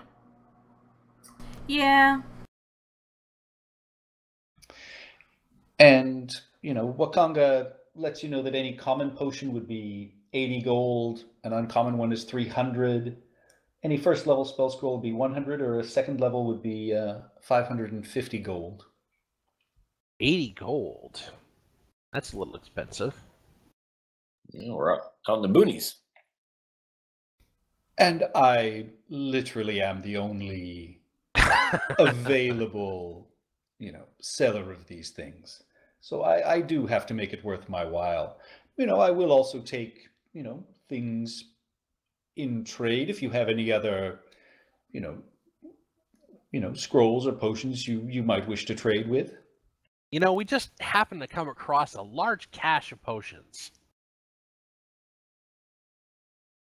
They were all that's a fake. joke. That's a joke. That is very charming and very funny. Yes. You do have 3 wizard spell scrolls that you guys got out of the chest in the cellar. Oh shit. Tongue, shock, and grasp, and feeble mind, according to the treasure listing. Yeah, we don't have a right. wizard, do we? Or any sort of arcane spellcast. Oh wait, but we do have. We have a bard. You have a Hollis, is what you have. And I'm going to be taking the arcane trickster, so I don't know if I can use wizard scrolls, but there might be possibly 2 of us who could use them. Yeah, you can certainly use them. Yeah. Oh, okay. I could definitely pick up both tongues and let's call it feeble mind. I'll give the I'll give the attack scroll to our thief. Oh, thank you. What scroll is that again? Shock and grasp. Shock and grasp. Okay, I will note that. Because I suspect that you could sprinkle also sparkly attack things with on it that. if you want. Yeah, I'm only allowed to take what was it? I'm not really allowed to take any attack spells. It's like illusion and something else. Don't know off the top of my head. I think you get 1 of those, don't you? Well, at first level, I get like 3 first level spells, and one of them can be from any school of my choice. Right, but the other 2 have to be, I think, from like illusion and something else. Like I said, I just don't have it off the top of my head right now, unfortunately. Flippy, flippy, flippy. Enchantment and illusion. So 3 first level wizard spells of your choice, 2 of which you must choose from the enchantment and illusion spells. Right. So enchantment and illusion, you can't really attack. I can choose an attack spell, but most of my spells will be coming from either the enchantment or illusion spell lists. So that scroll will be helpful. And the other thing that he gives you is a tattered, water-damaged explorer's journal that he says was brought out of the jungle about 15 years ago. And he says it describes a wizard's explorations of various places in Chult, but not really in enough detail for us to find them on a map. The author does, however, make many mentions of his only traveling companion, a shield guardian named Vorn. And he does point out on the map to you where that is. So an individual has some experience in the area? Well, this is just the only place we were really able to, locate as best we could. The rest is a little too vague. So it's not too far from that gauntlet Camp Vengeance that they have out there in the jungle. Well, may I take a look at that? Oh, indeed, it is my gift to you. What is... Oh, thank you. What is Camp Vengeance? That doesn't sound, healthy. Oh, the Order of the Gauntlet. The fools, they showed up in their armor thinking they could control the jungle. They started off in Camp Righteous. Here, let me show you on your map. If you, leave Port Nyanzaru and go down the river Shoshenstar, they had Camp Righteous here, but they really don't know what they were doing, and they were quickly overrun with zombies and disease, and so they moved further down to here in Camp Vengeance. It's fairly unkempt as far as I can tell, but they keep trying to instill order on the jungle, which is really a foolish thing. You'd sooner teach a triceratops to sing, I think. Right. So what It we're can gonna do that? Right. So No, what we're gonna all you do is you waste the triceratops' time and and yours as well. It's a fool's errand, is more what I'm saying. Walkerbow ears just kind of like flop in disappointment. When you head into the jungle, you'll probably be heading down either river, so it might not be a terrible place to start your journey from, but it's not anywhere that I would want to spend too much time, I don't think. Yeah, the camp full of crazed, heavily armored fanatics all suffering from dysentery. not necessarily my my idea of fun. Oh, speaking of fun, that's the other thing I have for you. And Oh, with right. that, he hands out a small array of badges for you, and he just says, "Tonight, I think after this you've earned yourselves a little bit of fun. I would be proud if you would be my team to go to the games tonight in my stead. You can race some dinosaurs and have a couple of just fun fights. Oh, I hope that would, be a humble way of thanking you." Walker's ears perk up and his tail starts twitching with excitement. Ooh, a dinosaur fight! Oh! No, we Told get you to you'd ride like it. them. We can do both. You certainly can. And that's where we'll leave it for tonight. Oh, this man is my new best friend. Yay! Yay!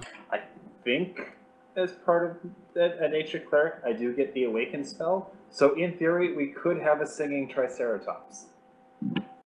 Yes. Oh, we absolutely must. But it has to sound like Leela's singing Boyle from Futurama.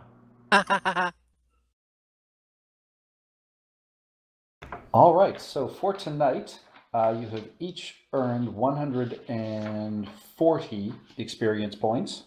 Yay! Woo. Where is my thing here? Okay. So I have 375. Actually, listed. no, sorry. It is... Right, I have 375 too. We should all have 375. Mhm. Yes. Yeah, and yes, yeah, you each get 140. Or 515? 515. I see it doesn't automatically level you up. What is level 3? 600. 900. Sorry, 900. It's 600 above what you had before. So we still got a wee bit of a ways to go. Yes. Well, we could look for more Anybody adventure mind Oh, if yeah. I take this journal to study? No, darling, go right ahead. All right, I'm fading. Thanks, Patrick. My pleasure. Next week, good for everybody? Yep. Yep. Yep. Think so. I don't really. Yeah, it should be okay. Yep. Wow. Excellent. Thank you very much, guys. I know, so think about what you guys want to do. You are in an entire city, so you really can explore as you please. Yeah, we will take you guys into the Colosseum where you can race some dinosaurs. Oh. Did we actually earn any gold this session? Yeah, you guys, with the bracelet, you guys got 81 gold. All Oh, gold, not that's- each. Put it in a 10 party and a fund. Yeah, so it's either Well, no, 11. it has to be split. Yeah, it's either 11 each and 4 into the pot, or just 81 into the pot. I don't have a lot, so I Wakanda, might need that Wakanda 11. will make sure that you guys get 12 each. He'll just finish it up. We could do that. Okay. Objections? None. Nope. Nope. 12 each. And before anybody buys any common gear, remember the bank we have for that. That's true. Just ask one of the Daves. Ah, Dave Incorporated. Ooh, I'm probably gonna need some arrows soon. But we won't have I'm had a like- long rest when we go to this party, so I won't up my current hit point. You guys will have time to take a short rest. Question: did we earn any sort of downtime and renown from this? You guys...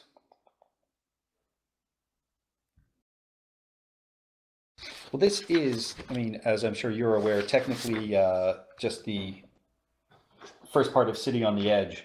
Yeah, I thought so. Like, as soon as we started running, like, wait a minute, is there supposed to be a secret doorway right about here? And then we realized after we hit the doors, I'm like, wait a minute, isn't that where the secret doorway ends? Indeed. Like, You cut out the main passageway and made us go completely through the secret way. No, the secret passageway was cut out. So I moved a few things around just to follow through with the maps, because whoever made the maps online didn't follow them exactly, so there had to be some editing done. No, I thought the door with the water trap was on the secret pathway. User disconnected from your channel. Yep, I have to. Yeah, guys. Good night. No, Alright, I'm turning off the stream. Okay. Have a nice night, guys. Thank you for joining us. Bye. Yeah, I'm going to head out too. You guys have a good night, and we'll see you next week.